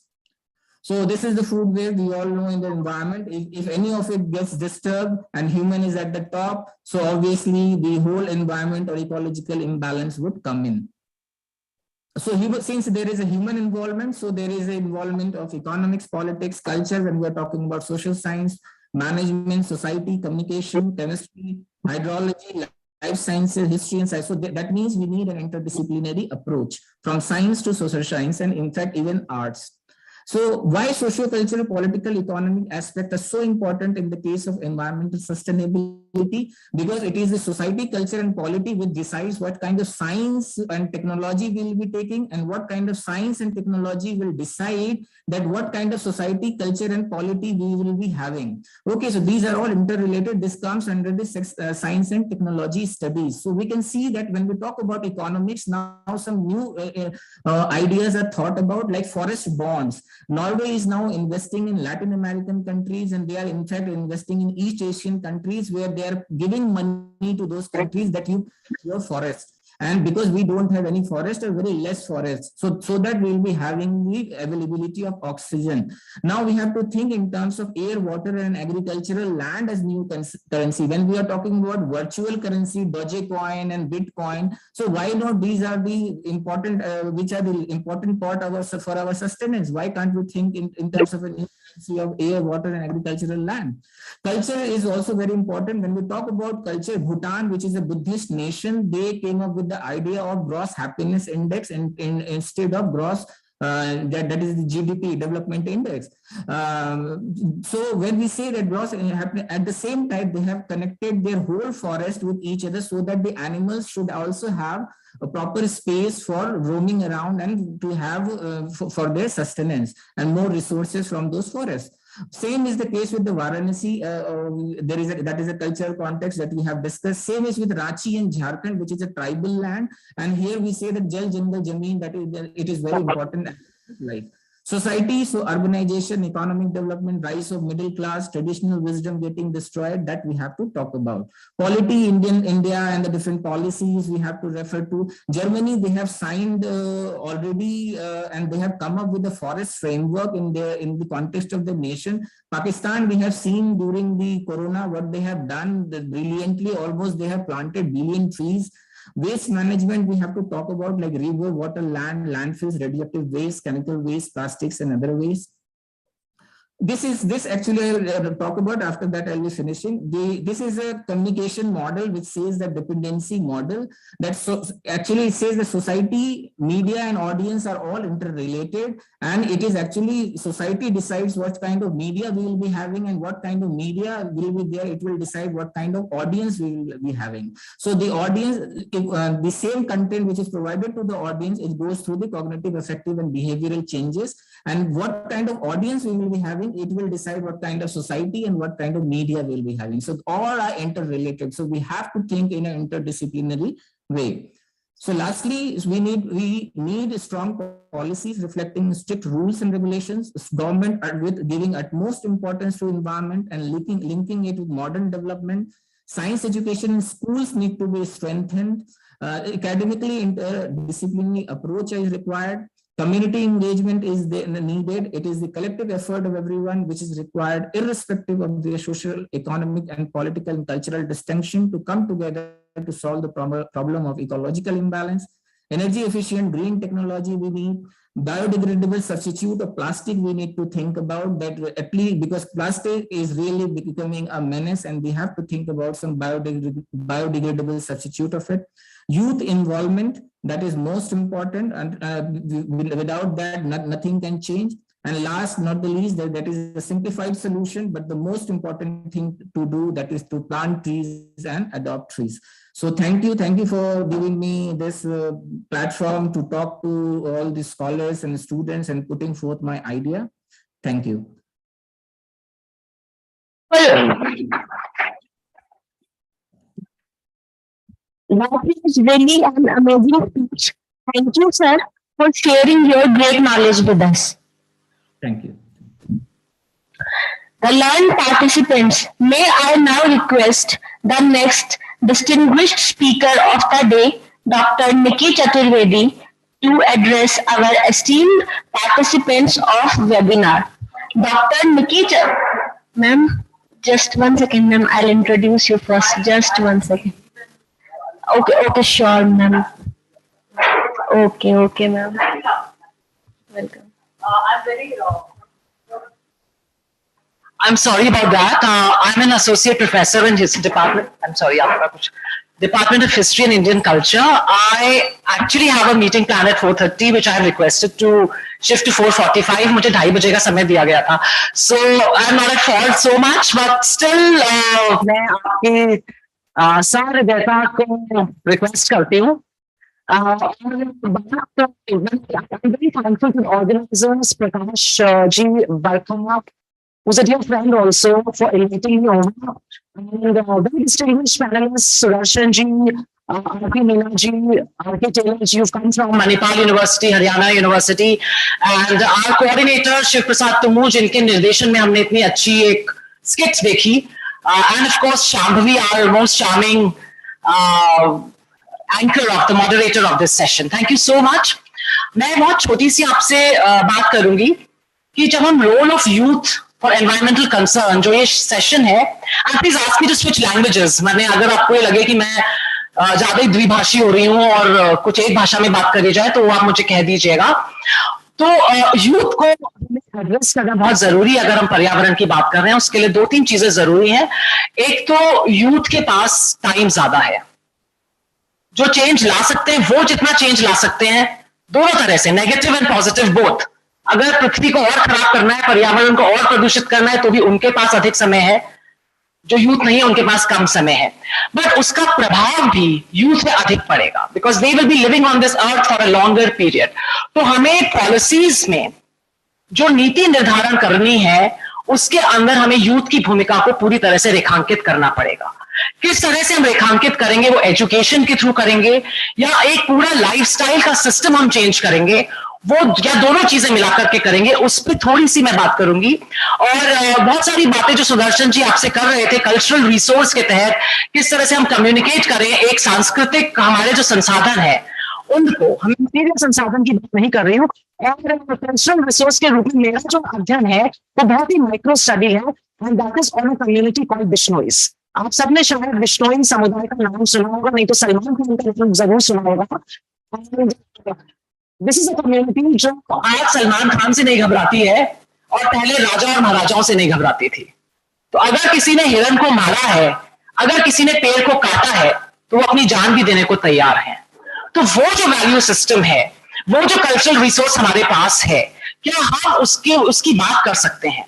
तो I did a project, और मेरा जो project था वो पर्यटन के ऊपर था, और मैंने कोशिश ये करी थी उस प्रोजेक्ट में कि किस तरह से पर्यटन में हम बिश्नोई समुदाय को शामिल कर सकते हैं, क्योंकि अभी जो पर्यटन की बात हो रही है वो लाइफस्टाइल को लेकर के हो रही है, ऑथेंटिक जीवन शैलियों को लोग देखना चाहते हैं अलग अलग तरीके की। So they can be a very good cultural resource. मगर साथ ही साथ हमने इतिहास विभाग में ये भी करा कि हमने एक पर्चा चालू करा जिससे स्टूडेंट्स पढ़ते हैं एमए में, और उनकी रुचि है तो पढ़िए। हमने उस पेपर को ऑप्शनल रखा है, क्योंकि मुझे मालूम है कि एनवायरमेंट का एक पेपर कंपलसरी किया गया था, वो किस तरह से बीए में पास किया गया उसका कोई दूरगामी प्रभाव हमें दिखा नहीं। तो हमने चॉइस पे रखा कि अगर आप चुन के कोई चीज लेते हैं तो शायद उसका प्रभाव वो आप दिल से करते हैं, दिल से अगर पर्यावरण को नहीं बचाना चाहते तो इसीलिए तो स्टेट की नीतियां सारी फेल हो रही हैं। हमको ये लगता है कि स्टेट की नीतियां इसीलिए कारगर नहीं हो रही हैं कि हम उसमें समुदायों का कोलैबोरेशन, उनकी पार्टनरशिप नहीं रख रहे हैं। स्टेट जब तक डंडा मारता रहेगा हमें वो चीज ये लगेगी नहीं कि हम अपने भले के लिए कर रहे हैं। मुझे याद है कि जब दिल्ली में ऑड इवन गाड़ी, आप लोगों ने सुना होगा कि एक दिन ऑड नंबर वाली गाड़ी चलेगी, एक दिन इवन नंबर वाली गाड़ी चलेगी।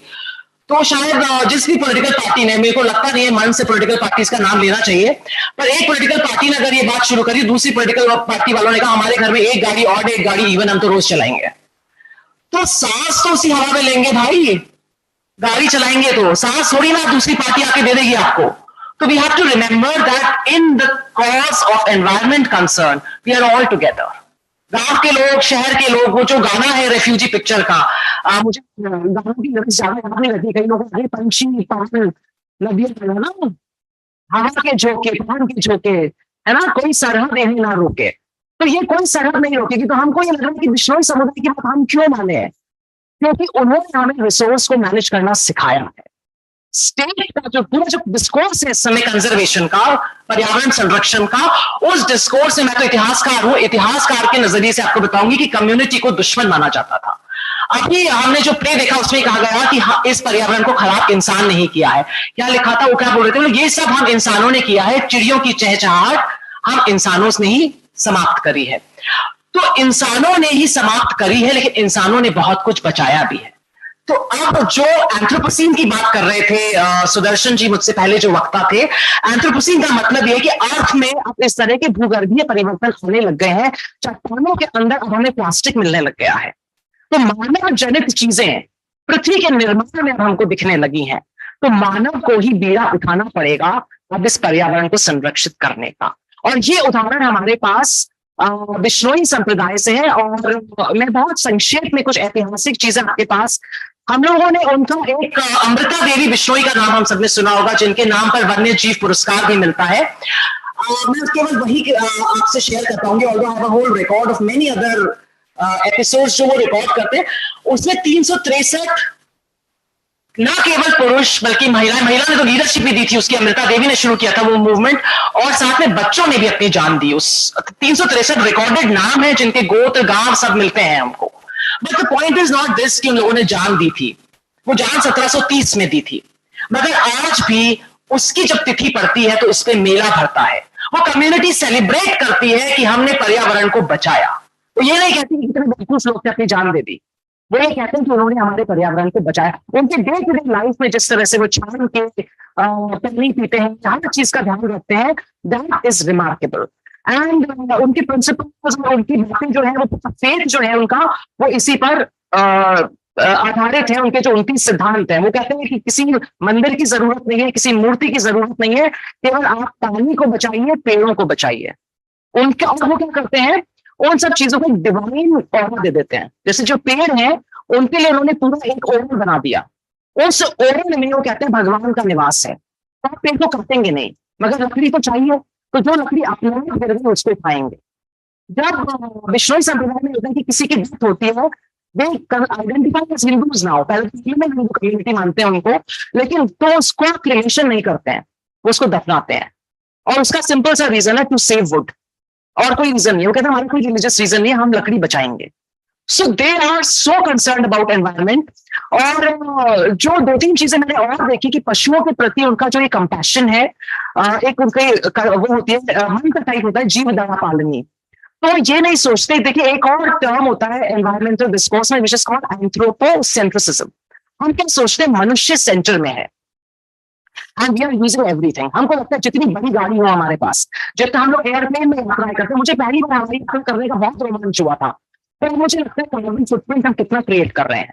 सो we don't think about that, they think about that, कि वो आगे का सोच रहे हैं। वो कह रहे हैं कि हम सेंटर में नहीं है यूनिवर्स के, बल्कि पूरी प्रकृति में सब अंतर निर्भरता की वो बात करते हैं। ये बहुत घर में भी होती है, वी आर ऑल इंटरडिपेंडेंट। अगर आप एक प्रजाति को खत्म कर देंगे तो मनुष्य की जाति पे संकट आएगा नहीं, आ चुका है। So the point is that they care about, तो हिरण की रक्षा करते हैं, उसको वो अपना परिवार का सदस्य मानते हैं। वो कोई गांव में या कोई अपने को उससे ऊपर नहीं मानते हैं। मैं बिश्नोई गांव में जब गई तो मेरे को इतना आश्चर्य हुआ कि 2 बिश्नोई मेरे मार्गदर्शक थे जो मुझे रिसर्च के दौरान ले जाते थे, एकदम से बहुत सारे मोर उनके पास आ गए। मोर अमूमन मनुष्य को देखते घर को भागते हैं। तो मैंने उनसे पूछा कि आपको जानते हैं क्या, ये आते रहते हैं क्या? तो उनका एक ही जवाब था कि हमारे गांव के मोर भी बिश्नोइयों को पहचानते हैं, ये उनको नुकसान नहीं पहुंचाएंगे। So this is the kind of dialogue we have to create with nature. और मैं यहाँ बात खत्म करूंगी। मैं यहीं पे अपनी एक ऑनलाइन मीटिंग अटेंड कर रही हूँ, but if you want to have any questions, any queries, I will be very happy to answer that. Thank you so much. Thank you so much, ma'am, for such sweet, small, and influential message and for sharing your valuable insights with us.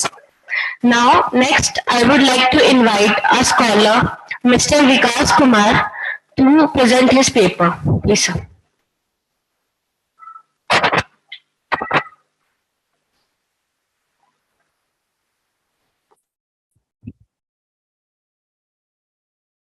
नमस्कार आप सभी को, मंचासीन अतिथि और सभा में उपस्थित सभी लोगों को मेरा नमस्कार।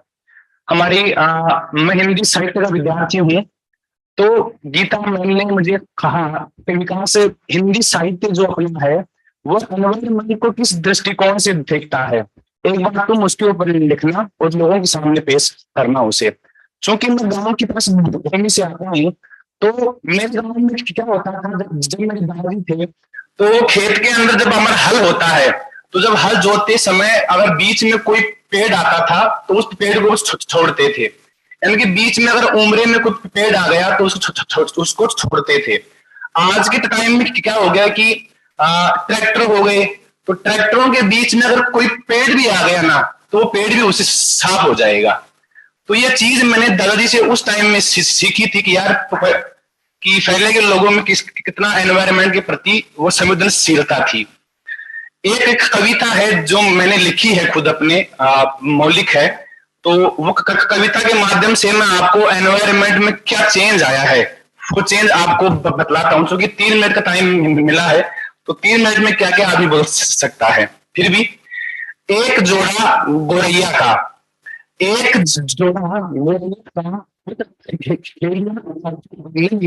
कभी नीम के पेड़ में बैठता, कभी बालू रेत में नहाता, मानो उनमें होड़ सी लगी हो एक दूसरे को हराने की, कि कौन पत्थर अपने परों को साफ करे, रात को झोपड़ी की बाती में चला जाता। गांव में झोपड़ियां होती हैं, आज दुर्भाग्य है अपना कि झोपड़ियां साफ हो गई।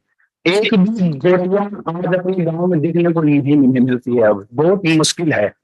रात को झोपड़ी की बाती में चला जाता, सुबह हुई दाना चुगा, वापस आंगन में अटखेलियां की, कुछ समय के बाद परिवार बढ़ा, चहचहाट बढ़ी, चहचहाट पूरे आंगन में गूंजती, देखो मैं उठ आई हूं तुम भी उठो, दिवाकर आया नया सवेरा लाया। एक दिन हट गई झोपड़ी, टूट गया गोरैया का घर, नहीं रहा वो आंगन, ना रहा वो नीम का पेड़, ना रही वो बालू रेत जिसमें देती संदेश, मेघ आने का आ गई बैरन, सीमेंट कंक्रीट कर लिया बस में उस बालू रेत को, उस झोपड़ी को, उस नीम को और उस चहचहाट को। ये जो कविता है एक चीज और है, हमारे हिंदी साहित्य में नागार्जुन जी कवि हुए हैं, उन्होंने हिमालय के ऊपर बादल को घिरते हुए देखा है, इसके ऊपर बड़ी मार्मिक और शानदार कविता लिखी है उन्होंने। वो मैं गा करके 1 मिनट का समय और है, वो गा करके आपके सामने प्रस्तुत करता हूं कि साहित्य हमारा एनवायरनमेंट को किस तरह से देखता है। कि अमल धवल गिरी के शिखरों पर, अमल धवल गिरी के शिखरों पर बादल को घिरते देखा है, बादल को घिरते देखा है। छोटे छोटे शीतल तुहिन कणों को मान सरोवर के उन स्वर्णिम कमलों पर गिरते देखा है, बादल को गिरते देखा है। तुंग हिमालय के कंधों पर छोटी बड़ी कई झीलें हैं, उसके श्यामल नील सलिल में समतल देशों से आकर पास की उमस से व्याकुल तिक्त मधुर विसतंतु खोजते हंसों को गिरते देखा है, बादल को गिरते देखा है, बादल को गिरते देखा है। बहुत बहुत शुक्रिया आपका। अगर हिंदी साहित्य में हम हमारे एनवायरनमेंट को जिएंगे तो शायद हमको ये सेमिनार करने की आवश्यकता भी नहीं होगी, अगर जिएंगे तो। धन्यवाद सर। आपके बोले एक एक शब्द से गांव की मिट्टी की महक आती है। चाहे हम कितनी ही बड़ी इमारतें बना लें, कितनी ही बड़ी गाड़ियां चला लें, पर जो आनंद गांव की मिट्टी का है वो आनंद किसी और चीज में कभी मिल ही नहीं सकता है। The next dignitary to honor with his presence on the stage is Dr. R.K. Taylor, our respected invited speaker. Dr. R.K. Taylor is working as a senior associate professor at the Department of Business Administration, Manipal University, Jaipur. He is an expert in robotic process automation and robotic accounting in India for the last 10 years and developed more than 10 patents. He is having more than 16 years of experience in teaching and research. Dr. Taylor has published more than 50 books on the different areas of commerce and management, and more than 60 research papers in the reputed national and international journals. He is also actively associated with Indian Commerce Association and Indian Accounting Association as EC member and have served as associate editor in the Indian Journal of Accounting. Dr. Taylor is also associated with high-ranked international reputed publication houses as an editor, reviewer, and advisory board member, such as Taylor and Francis, Springer, Elsevier, CRC Publications, IGI Global, Scientific Publications. He has also chaired more than 90 national and international conferences as chief guest, chairperson, and keynote speaker and resource person. Recently, in April, Dr. Taylor has also awarded as Gold Ambassador Award from UN Partner on Goal 5. Now, I would request you, sir, to please come on stage and enlighten us.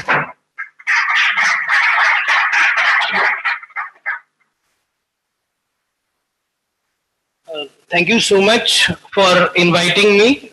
First of all, I would like to give special thanks to Prakash sir, who has selected me for this discussion platform. And it is my privilege here that I'm a student of Department PG School of Commerce, and here I'm delivering my speech on at the front of my mentor Prakash sir and a number of scholars. So it is really a wonderful feeling which I'm having right now. I hope the language is not bad. So if you are not comfortable with English, just tell me. I would mix English and Hindi both for you all. Okay, fine. Thank you, sir. So today, the theme of the topic of this conference is really vibrant. The role of youth. The United Nations also served me as a 13 and goal 5 for generating awareness on the environmental aspects. जहां तक मेरा मानना है, आज के youth के लिए सबसे इंपॉर्टेंट बात है आपका कम्युनिकेटिव पार्ट. हम 3 चीजों पर फोकस करना चाहेंगे. The first is disposal behaviour. In the present time, that is most difficult to identify and attain the disposal behavior. हमें आदत नहीं है कुछ चीजों को संभालने की. प्रैक्टिकल एग्जांपल दूंगा. कोविड हम सबने झेला है, बड़ी त्रासदी. सबको पता है कि कितने जाने गए, कितने हमारे अपने अफेक्टेड हुए, कितने हम फैमिली में डिस्टर्ब हुए. पूरा देश, पूरा ब्रह्मांड आई थिंक रुक गया था. बट चेंजेस आए. 1 महीना 2 महीना जो लॉकडाउन हुआ, उसके हमने चेंजेस देखे कि हमने नेचर को बहुत करीब से देखा. जिन पहाड़ों पर हमारी नजर नहीं जाती थी, जिन पक्षियों को शायद हमने घर में कभी सुना नहीं था, वो हमारे घर के पास आए. हिरन या जो वन्य जीव जो गुड़गांव से बहुत दूर थे, वो गुड़गांव के मेन हाईवेज पर दिखाए गए. वो अपने आप वहां पहुंचे. That is just because of the environmental cleanliness. दूसरा सबसे बड़ा जो कारण है वो हमारी आदत, जो मैं डिस्कस करने वाला हूं, that is called as a disposal behaviour. In the present time, sorry, आज के जमाने में सबसे बड़ी प्रॉब्लम है कि हमारे एटीट्यूड हमारे ऊपर इतना, मतलब हमारा एटीट्यूड हम पर इतना हावी हो चुका है कि हम नई चीज को स्वीकारना नहीं चाहते. We try to waste number of hours on checking mobile phone, but we don't try to check कि हमारे आसपास गंदगी है तो I can start and dump anywhere in the dustbin. That is the main problem. हमारे आसपास गंदगी है, हम कहीं भी उस गंदगी को डिस्पोज ऑफ नहीं करते हैं. शुरुआत हमें अपने घर से करनी होगी. सबसे बड़ा जो एग्जाम्पल जो स्पीकर्स हैं दोनों ने दिया कि कम्युनिकेटिव एसेंशियली जो आदत है वो हमारा बैकबोन है. स्पिरिचुअली हम सब उस देश से हैं जहाँ इमोशंस, कल्चर, स्पिरिचुअल आदतें हमारी रोम में बसी हुई है. जब हम पैदा होते हैं तब से लेकर जब हमारा देहांत होता है और हमें लोग लेकर जाते हैं, तो एक पूरा एक स्पिरिचुअलिटी है. उस चीज में एक एक चीज, चाहे वो फ्लावर्स हो, चाहे वो कपड़े हो, चाहे वो सुगंध हो, हर चीज का हमारे एनवायरनमेंट पर बहुत नेगेटिव इफेक्ट है. वो हमें समझना पड़ेगा. And not even that, in a number of cases, if you are talking about Nanded, if you are talking about Gujarat, if you are talking about some places in Punjab, ठीक है, तो community services are increasing. तो जो community services बढ़ रही है वो एक दूसरे को सिर्फ यही संदेश दे रही है कि जितना जरूरी हो उतना वो डिस्पोज ऑफ करें, जितना जरूरी हो वो यूज करें और बाकी चीजों को वो अननेसेसरली यूज ना करें. हमारे पास एक नया कंसेप्ट और है रीयूजेबल एसेट्स का. ये जो रीयूजेबल एसेट्स है ये क्या है? हम इंडियन की जो एक मेंटालिटी है वो क्या है कि हमारे जो भी चीज यूज की हुई है हम उसको यूज नहीं करते. फॉर एग्जांपल, अगर हम मंदिर जा रहे हैं और हमें अगर माला चाहिए तो we try to buy the fresh one. ठीक है, वही माला हम भगवान पे चढ़ाएंगे और वही माला वापस आके रीयूज होके हमें दूसरे व्यक्ति को मिल जाएगी. देन वी आर हैप्पी कि हमने वो यूज की हुई माला नहीं ली है. सिमिलरली, जब भी हम कोई नई चीज परचेस करना चाहते हैं तो उसका कॉस्ट और उसका इंपैक्ट वो बहुत ज्यादा डिफर करता है हमारे एनवायरनमेंट पर. Let's talk about the plastic. सबसे बड़ी बात, आज जब भी हम कोई भी चीज लेने परचेस करने जाएंगे तो प्लास्टिक मटेरियल का जो कंटेंट हमारे पास है वो बहुत ज्यादा बढ़ता जा रहा है. आप किसी भी बेस पे जाएं, आप कहीं भी किसी शॉपिंग मॉल में जाएं, आज धीरे धीरे वो अवेयरनेस बढ़ रही है. People are learning about the plastic and they are increasing the jutes, papers, जो कि आसानी से डिस्पोज हो सके. ये जो अवेयरनेस है ये हमें कम्युनिटी सर्विसेज के माध्यम से सब में देना पड़ेगा. बट द स्टार्टिंग जो हमें करनी है वो करनी होगी हमारे घर से. छोटे बच्चों को हमें अपने पड़ोसियों को या अपने आप हमारे आसपास की जो भी सराउंडिंग्स है, we need to start cleaning, because that's a more important part कि आप क्लीनिंग और क्लीनिंगनेस के अलावा आगे सर्वाइव नहीं कर सकते, and that is a very challenging situation for you all. That is the most dangerous part which we need to manage. Second, मैं आपसे कहूंगा कि जो टेक्नोलॉजिकल एस्पेक्ट है, वो टेक्नोलॉजिकल एस्पेक्ट आपके हमारे और हमारी सोसाइटी कम्युनिटी एस्पेक्ट में आपको बताना पड़ेगा, जिसके लिए 3 इंपॉर्टेंट कंसेप्ट है. The concept is known as concept of 3A. These 3 A's are awareness, adaptability, then applicability. Now the thing is, when we are talking about environmental aspect, we need to understand what environment is. The very good theme of this conference is that is environmental I forgot what is edification. Now that normally edification means that how we aware about the environment. It is not just about that we are talking about the water pollution, noise pollution, or any of the pollution which we are having, but what are the outcomes of these pollution which intakes the human minds and human bodies? What is the result? Which was very good explained by very good drama recently by the students. The sanctity. There is a silent message. And how we overcome this silent message and how we adopt that message, that is a matter of concern first. The other part of this environmental change, that other part of this environmental change could relate with your, I would say, because I'm a positive thinker and I wrote all the positive aspects for this. So I would say the environmental consensus which are going day by day, or it is increasing day by day, that relates how we are associated to adopt the opportunities. In morning, my friend Raina was here as a chief guest of your inaugural session, and that time he was discussed about the opportunities of adopting environmental changes, which was also focused through UN goals, SDG goals. The opportunity part of this environment relates that how could we assess the major parameters and how we assess the other important terminologies that would relate the productivity increasement. I hope it's a technical error. आपको कुछ परेशानी नहीं हो रही. Am I audible enough to all of you?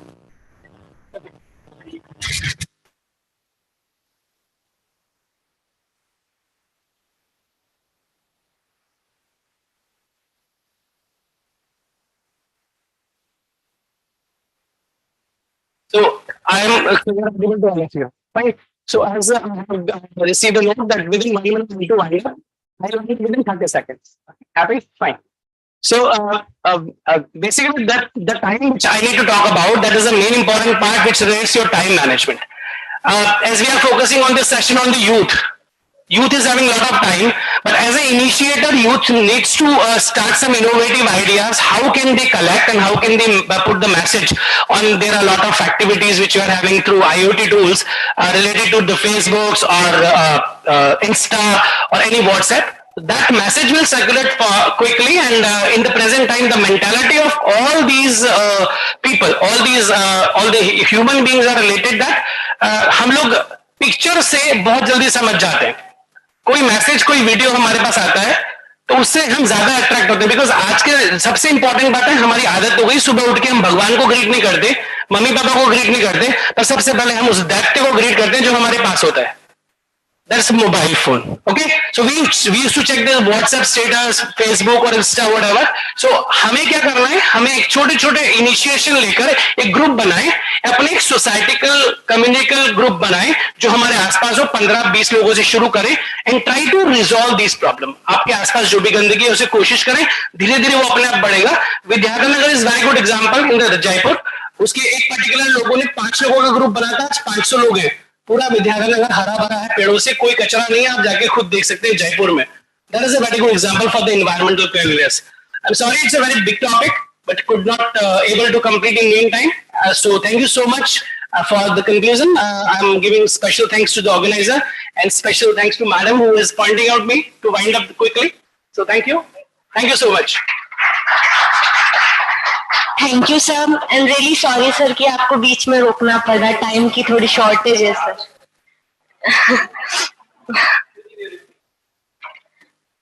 On behalf of Department of Lifelong Learning, I would like to welcome.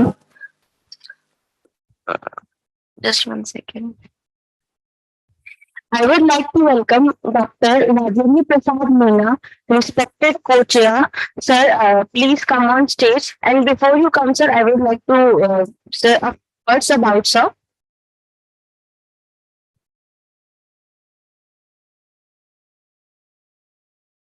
Dr. R.P. Meena is current head and associate professor, Department of Commerce, Central University of Haryana. He is member of many reputed societies, to name a few: Executive Council, member of Indian Accounting Association, branch secretary of Indian Accounting Association, South Haryana branch, Indian Accounting Association, New Public Administration Society of India, Nepal. Okay, sir. Okay, sir.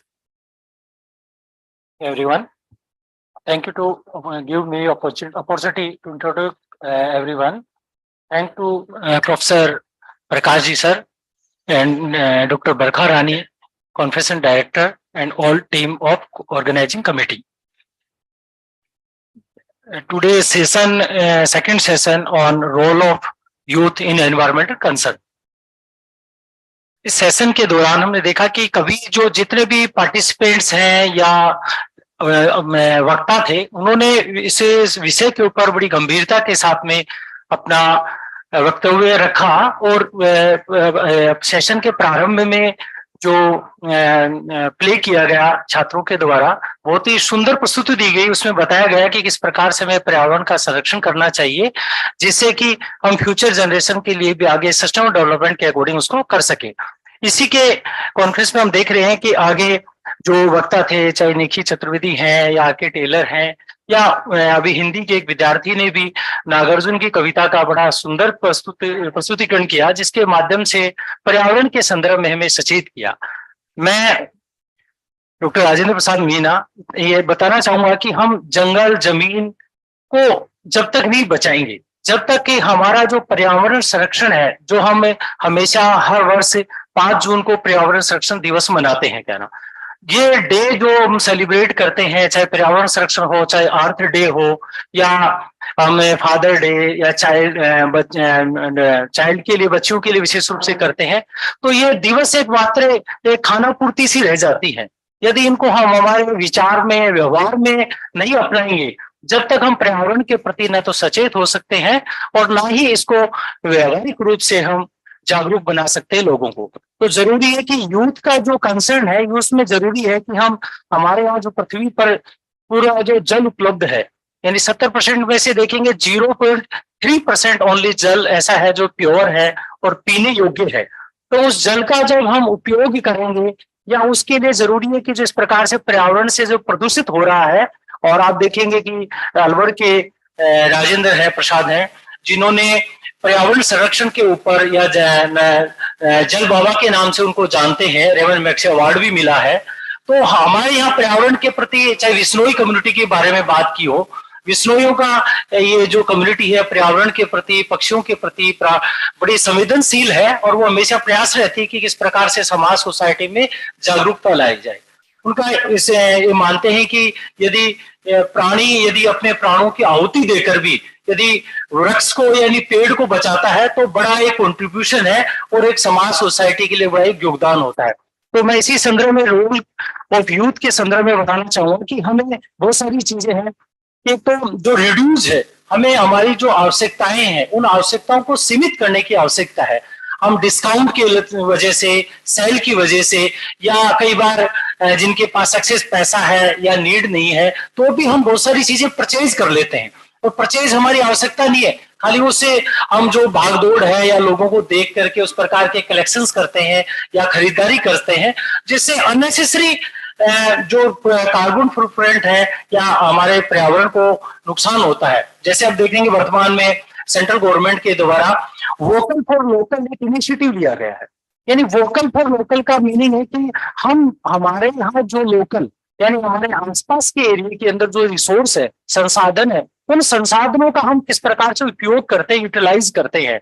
जैसे हम हमारे आसपास में ही वस्तुएं या संसाधन या सुविधाएं उपलब्ध है या उनके गुड्स उपलब्ध है, तो उनका अगर उपयोग करें, जैसे आसपास में हैंडक्राफ्ट की, हैंडमेड की बहुत सारी चीजें हैं, उनका उपयोग करते हैं, तो ट्रांसपोर्टेशन कॉस्ट जो आती है वो भी कम होती है। ट्रांसपोर्टेशन की वजह से जो पोल्यूशन बहुत ज्यादा होता है, और साथ में सस्टेनेबल डेवलपमेंट के लिए जरूरी है कि हमारे जो सोर्स है वो भी फ्यूचर जनरेशन के लिए भी आगे सेव रह पाएंगे। तो हमें रिड्यूस करने की जरूरत है, रियूज करने की जरूरत है। हमारे जैसे सपोज एग्जांपल के लिए ले सकते हैं कि जो क्लोथ्स वगैरह हैं या जो उनका हम अगर रियूज करें, कर्टन्स वगैरह है और किसी यूज में, तो भी हम और ज्यादा सोसाइटी के लिए ज्यादा कंट्रीब्यूट कर पाएंगे।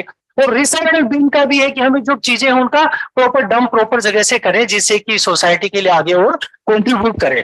तो मैं ये बताना चाहूंगा कि पर्यावरण के संदर्भ में जो भी पूर्व वक्ताओं ने जो अपना वक्तव्य दिया, बड़ा ही सारगर्भित और महत्वपूर्ण था। और मैं अपनी वार्निंग को विराम देते हुए कहूंगा कि आयोजकों ने जो मुझे बुलाया और बोलने का अवसर दिया, आप सभी ने पेशेंस के साथ सुना, सभी का बहुत बहुत आभार। Thank you very much. Thank you so much, sir. Now, I will invite some scholars who will come and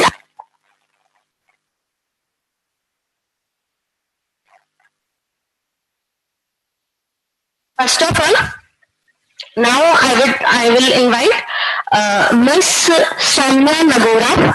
Please come on stage. Soumya Nagora, are you present, ma'am?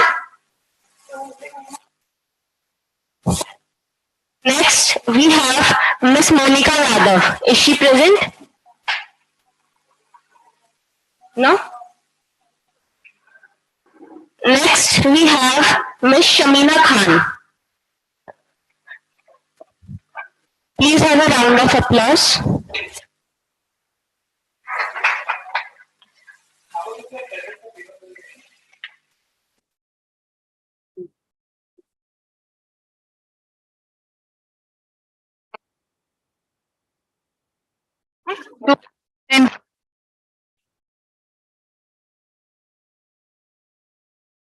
Let's first talk about the room that is climate change. My research paper is climate governance, solutions, implementers, and approach.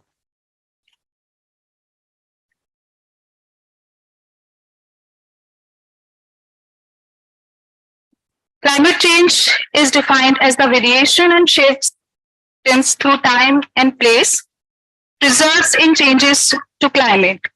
Climate change is also resulting in the unpredictable weather patterns that is making country like India more fragile on rainfall. You can see on the screen. If we want to combat climate change, then climate governance is the need of procedure that sets the framework. My initial findings states that most nations have developed their strategies and plans to combat climate change, but still there is a lack of political will to put such plans into action. For instance, we all know that US is the world's second largest emitter of greenhouse gases, still not much doing.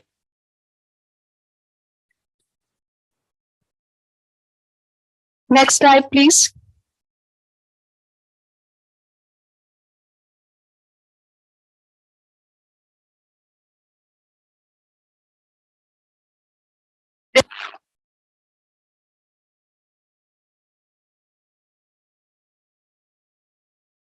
To address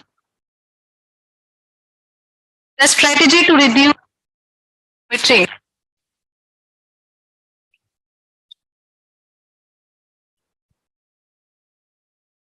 These are few international efforts to combat climate change. Like first one is the government combat climate is Kyoto Protocol and the recent ongoing climate agreement is Paris Agreement. Is to keep Celsius. I would like to add next.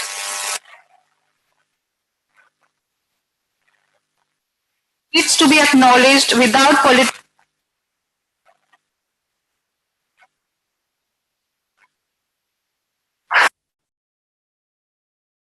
Thank you, ma'am. Next, I'd like to invite Mr. K. Hindu. Please present his paper.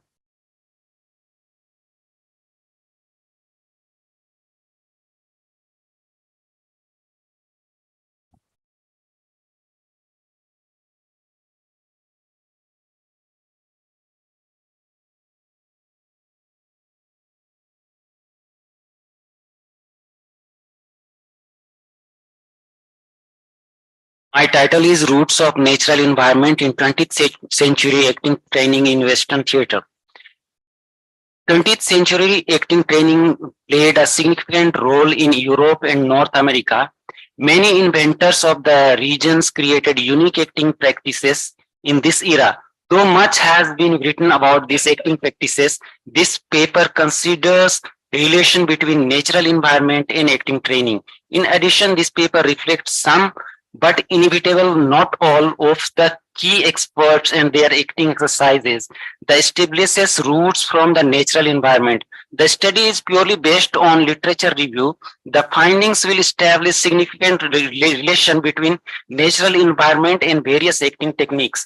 Western theatre demonstrates long history of actor apprenticeship, but the systematic tradition of acting training is not recorded until Stanislavski, a Russian theater director, invented his method acting. Along with his method, actor training in Europe and North America is a phenomenon of the 20th century. This acting training informs both the concept and construction of the actor's role, and consequently the entire dramatic process. Centrality of acting training is evidenced by the fact that many of the inventors in the field have been responsible for both unique training techniques and for some of the landmark theater production of the 20th century. These inventors derived many acting exercises, and few of these exercises established strong connection with natural environment. Many scholars identified, investigated, and interpreted these acting theories and exercises, but none of them established a strong connection between these acting exercises and a natural environment. To identify the strong connection, this research paper considers some but inevitable not all of the key practitioner and their acting exercises.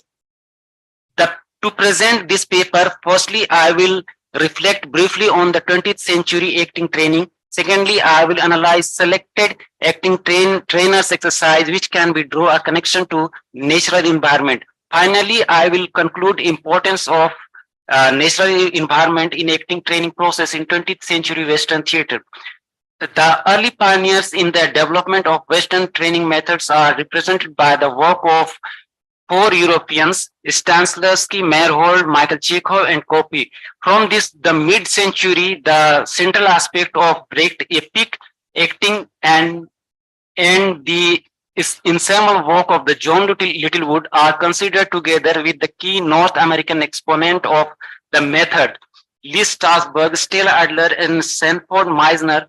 Finally, innovative practices in the later half of the century are explored through directors from both sides of the Atlantic: Joseph Chaikin, Jerzy Grodzki, Peter Brook, Eugene Barbara, and Stanislavski. Western European practitioners began to search for absolute objective languages of acting that could offer models, system, and tested techniques to further the craft. In this context, Stanislavski was the first actor director to fully investigate the process of acting and to publish his findings. His seminal text, An Actor Prepares, Building a Character and Creating a Role, came to be essential reading for many European and North American actors. Stanislavski's system led to observe various techniques, sets of natural environment in acting exercises, As I informed in the introduction for this paper, I have focused on natural environment and its interaction in acting training. Here, the natural environment encompasses all living and non-living things occurring naturally, meaning in this case, not artificial. To investigate this, I have identified few experts in the area, and they are Stanislavski, Michael Chekhov, and Lee Strasberg. Stanislavski was born in Russia in 1863, and he worked as an actor, producer, director, and founder of the Moscow Art Theater. Before his acting theory, acting was intended for presentation. Usually in this presentation, actors relied on the bold mechanical gesture and stiff theatricality. Stanislavski identified the importance of acting method for stage actors. Stanislavski acting method is series of training techniques designed to help actors create believable character and develop natural performance. Sorry. Okay, thank you.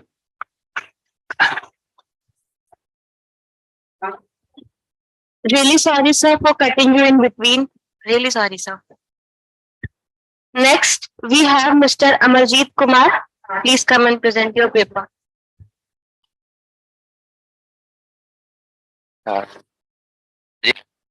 In research call from Banastali Vidyapit in visual art, or my topic is environmental aspect of Mithila painting. What is the environmental aspect of? हम सभी जानते हैं कि लोक कला और लोक जीवन जो है, जहाँ से स्टार्ट हुई है, वहाँ पे कहीं ना कहीं जो है पर्यावरण से जुड़ा हुआ रहता है. लोक कला और लोक जीवन जो पर्यावरण के एस्पेक्ट रहते हैं. प्लीज जो पीपीटी नेक्स्ट कर दीजिए प्लीज. तो मेरा यही एक्सपेक्ट है कि जो मिथिला पेंटिंग है उसमें पर्यावरण का कैसा एस्पेक्ट रहा है, क्या इसका मोस्ट इम्पोर्टेंट पार्ट रहा है. तो जैसे हम देखते हैं मिथिला पेंटिंग, तो इसमें इन्वायरमेंट के सभी एस्पेक्ट को कवर किया गया है, और बाकी मैं ज्यादा चीजों को नहीं छेड़ूंगा. एक जो मोस्ट इम्पोर्टेंट पार्ट जो मुझे लगा इसमें, वो बांस चित्रण है. अगर भारतीय चित्रकला को पढ़ें या वेस्टर्न चित्रकला को हम पढ़ते हैं, हमारे पास जो है वहां पे कहीं बांस चित्रण का अंकन नहीं मिलता. मिथिला बांस चित्रण मिलता है, जिसका एक साइंटिफिक रीजन और जो पौराणिक रीजन भी है, दो हमारे पास सामने आता है. साइंटिफिक रीजन ये है कि मिथिला जो है वो ज्यादा भूकंप प्रभावित एरिया है, और माना जाता है कि जिस एरिया में बांस लगे हुए हो या बांस के बहुत ज्यादा गार्डन है, तो वहां पे भूकंप का बहुत ही कम प्रभाव पड़ता है, जो ये मिथिला पेंटिंग में रहा है. दूसरी बात जो है Mithila painting, please sir next कर दीजिए, मिथिला बांस वाली नेक्स्ट. हाँ, ये पेंटिंग कंपोजिशन है बांस पेंटिंग का. तो दूसरी बात क्या है, यहाँ पे बांस को, जो ये बांस चित्रण है, इसको बनाया जाता है मैरिज से कुछ दिन पहले. इसका बहुत ही ज्यादा एस्पेक्ट है कि जब जैसे मिथिला पेंटिंग है, मिथिला में क्या है कि जो बांस का लग बहुत मुश्किल है बांस को, लेकिन बांस को उखाड़ना या उठाना बहुत ही मुश्किल होता है. एक बार अगर बांस लग जाए तो आप उसे नष्ट नहीं कर सकते. ये माना जाता है कि अगर मिथिला पेंटिंग में अगर बांस चित्रण किया जाता है, तो जो वर वधू आ रहे हैं, वर वधू का रिस्पेक्ट है, वो अच्छा रहे, उनकी लाइफ सोसाइटी अच्छी बने. और जैसे बांस का जो बनावट है, मतलब एक रीढ़ की हड्डी की तरह जो बनावट है, उसी प्रकार. तो यही मेरा एक एक्सपेक्ट है. बाकी तो सारी चीजें यहाँ पे डिस्कस हो चुकी है. जो एक एक्सपेक्ट नहीं हुआ था वो मैं अपने पेपर के थ्रू प्रेजेंट करता हूँ. Thank you.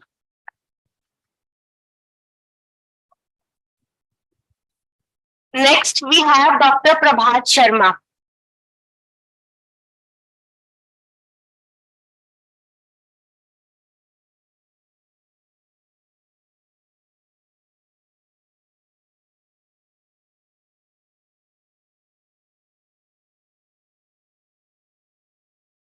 मंच पर उपस्थित विद्वान professor Taylor and professor Meena, सदन में सभाहोत सुधी प्रतिभागी और श्रोता, मैं आभारी हूँ. मेरे पूर्व वक्ताओं का विषय पर बहुत गहनता से विचार किया और उदाहरण दिया विश्व समुदाय का, कि उन्होंने पर्यावरण की रक्षा, जीव जंतुओं की रक्षा के लिए अपने प्राण तक न्यौछावर कर दिए. ऐसा कौन सा कारण था, ऐसा कौन सा तत्व था जो उन्हें इस कार्य को करने के लिए प्रेरित कर रहा था? ये विचारने तक थे. मैं आभारी हूं अपने उन पूर्वजों का जिनके कारण आज हम प्राकृतिक साधनों का उपयोग कर रहे हैं, जल का उपयोग कर पा रहे हैं। उन्होंने उस वर्षों से संचित जल राशि को, प्राकृतिक तत्वों को हम तक पहुंचाया, और हमारी जिम्मेदारी क्या होगी? क्या हम अगली पीढ़ी को, क्या हमारी पीढ़ी इन सारी चीजों को इतने ही आगे समय तक ले जा पाएगी? ये भी विचारणीय प्रश्न है। तो हमें क्या सोचना चाहिए? क्या केवल अपने उपभोग के लिए, या फिर आगामी मनुष्य जाति के वंश की रक्षा के लिए? ये महत्वपूर्ण है। जो भी चीजें हैं उसके पीछे सांस्कृतिक तत्व काम करते हैं। एक उदाहरण देता हूं, आद्री बद्री आंचल संत विजय ने आत्मदाह किया। क्यों किया? कि जो अवैध खनन है उसको रोका जाए। कानून बना है, प्रशासन लगा है, लेकिन कानून और प्रशासन दोनों ही उस कार्य में इन्वॉल्व हो जाए तो कौन रोके? तब कहीं कोई संत अपनी जिम्मेदारी या अपनी नैतिक बल के आगे और अपने लोभ को त्यागते हुए अपने सांस्कृतिक और धार्मिक मान्यताओं के चलते आगे आता है, अपना आत्मदाह करता है, और उसके कारण से आगरी बंचल के क्षेत्र में खनन पर प्रतिबंध लग जाता है। ये वो सांस्कृतिक तत्व है जो हमें कानून से भी आगे जाकर के और पर्यावरण की रक्षा के लिए प्रेरित करते हैं। हमें अपनी संस्कृति को जानना चाहिए जो कहती है जल थल चित जल पावक गगन समीरा पंच रचित यह अधम शरीरा अति अधम शरीरा। ये 5 चीजें हैं जो मनुष्य की जन्म के लिए आवश्यक है, और यदि इन 5 तत्वों को, चाहे वो जल हो, चाहे पृथ्वी हो, चाहे वो वायु हो, चाहे वो आकाश हो, चित जल पावक गगन समीरा पंच रचित, इन 5 में यदि कहीं भी प्रदूषण आएगा तो मनुष्य जाति के ऊपर संकट खड़ा हो जाएगा। श्री कृष्ण भगवान कहते हैं गीता में, अहम भूतात्मा सर्वभूताशय स्थिता। मुझे पीपीटी यहाँ प्रेजेंट करनी थी और बड़ा समय मुश्किल से 2 मिनट का है, तो मैं उसमें ये बताना चाहूंगा कि भारतीय संस्कृति चाहे आर्यनक हो, चाहे वेद हो जिनका अर्थ ही ज्ञान होता है, चाहे उपनिषद हो जो जंगल में गुरु शिष्य परंपरा से चले आते हैं, ये सारा का सारा ज्ञान प्रकृति से समाविष्ट है, प्रकृति के बीच में, प्रकृति के सहयोग से ही। सांख्य ईश्वर को नहीं मानता, लेकिन सांख्य दर्शन जो बहुत पुराना है प्रकृति और पुरुष को मानता है। तो हमें अपने दर्शन को जानना है, अपने संस्कृति को जानना है, न सिर्फ जानना है बल्कि मानना है। हमें अपनी आवश्यकताओं को सीमित करना पड़ेगा, समझना पड़ेगा, और केन त्यक्तेन भुंजी था, त्याग सहित उपभोग को अपनाना पड़ेगा। ये मेरा संदेश है। धन्यवाद। Thank you, sir. Next we have Mrs. Neha Sharma and Priyanshu.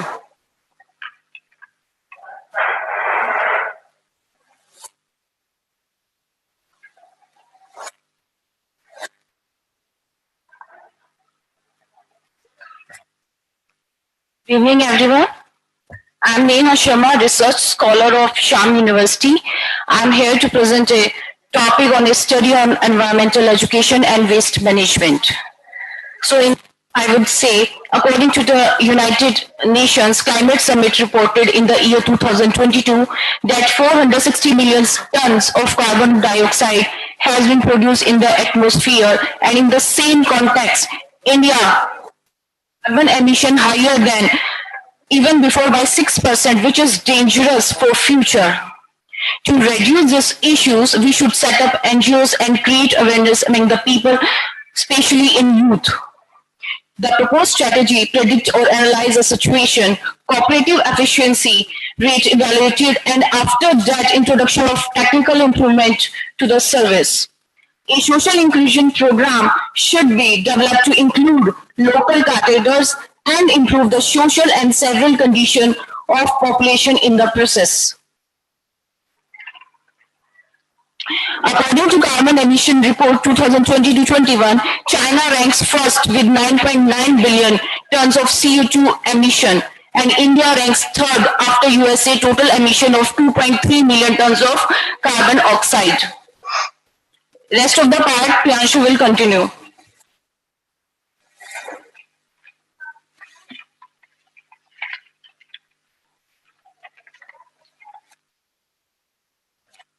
Good evening, everyone.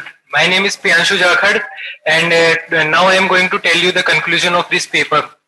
Pollution of the basic elements of environment like air, water and land reached alarming results. Landscapes and spaces that are beyond the reach of human activities still exist. People recognize and legally protect such natural goods. Some types of waste represent a major potential threat to the environment and human health. The company did not immediately and fully understand this danger. In many countries, there are still no rules and regulation on rules and management. Thank you.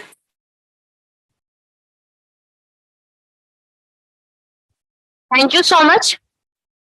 We don't inherit the world from our ancestors, we borrow it from our children.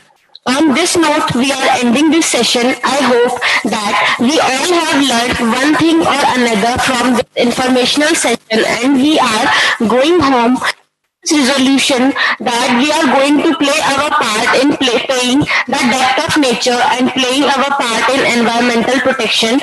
Now, you all may leave. Thank you so much for joining us in today's event. Thank you so much.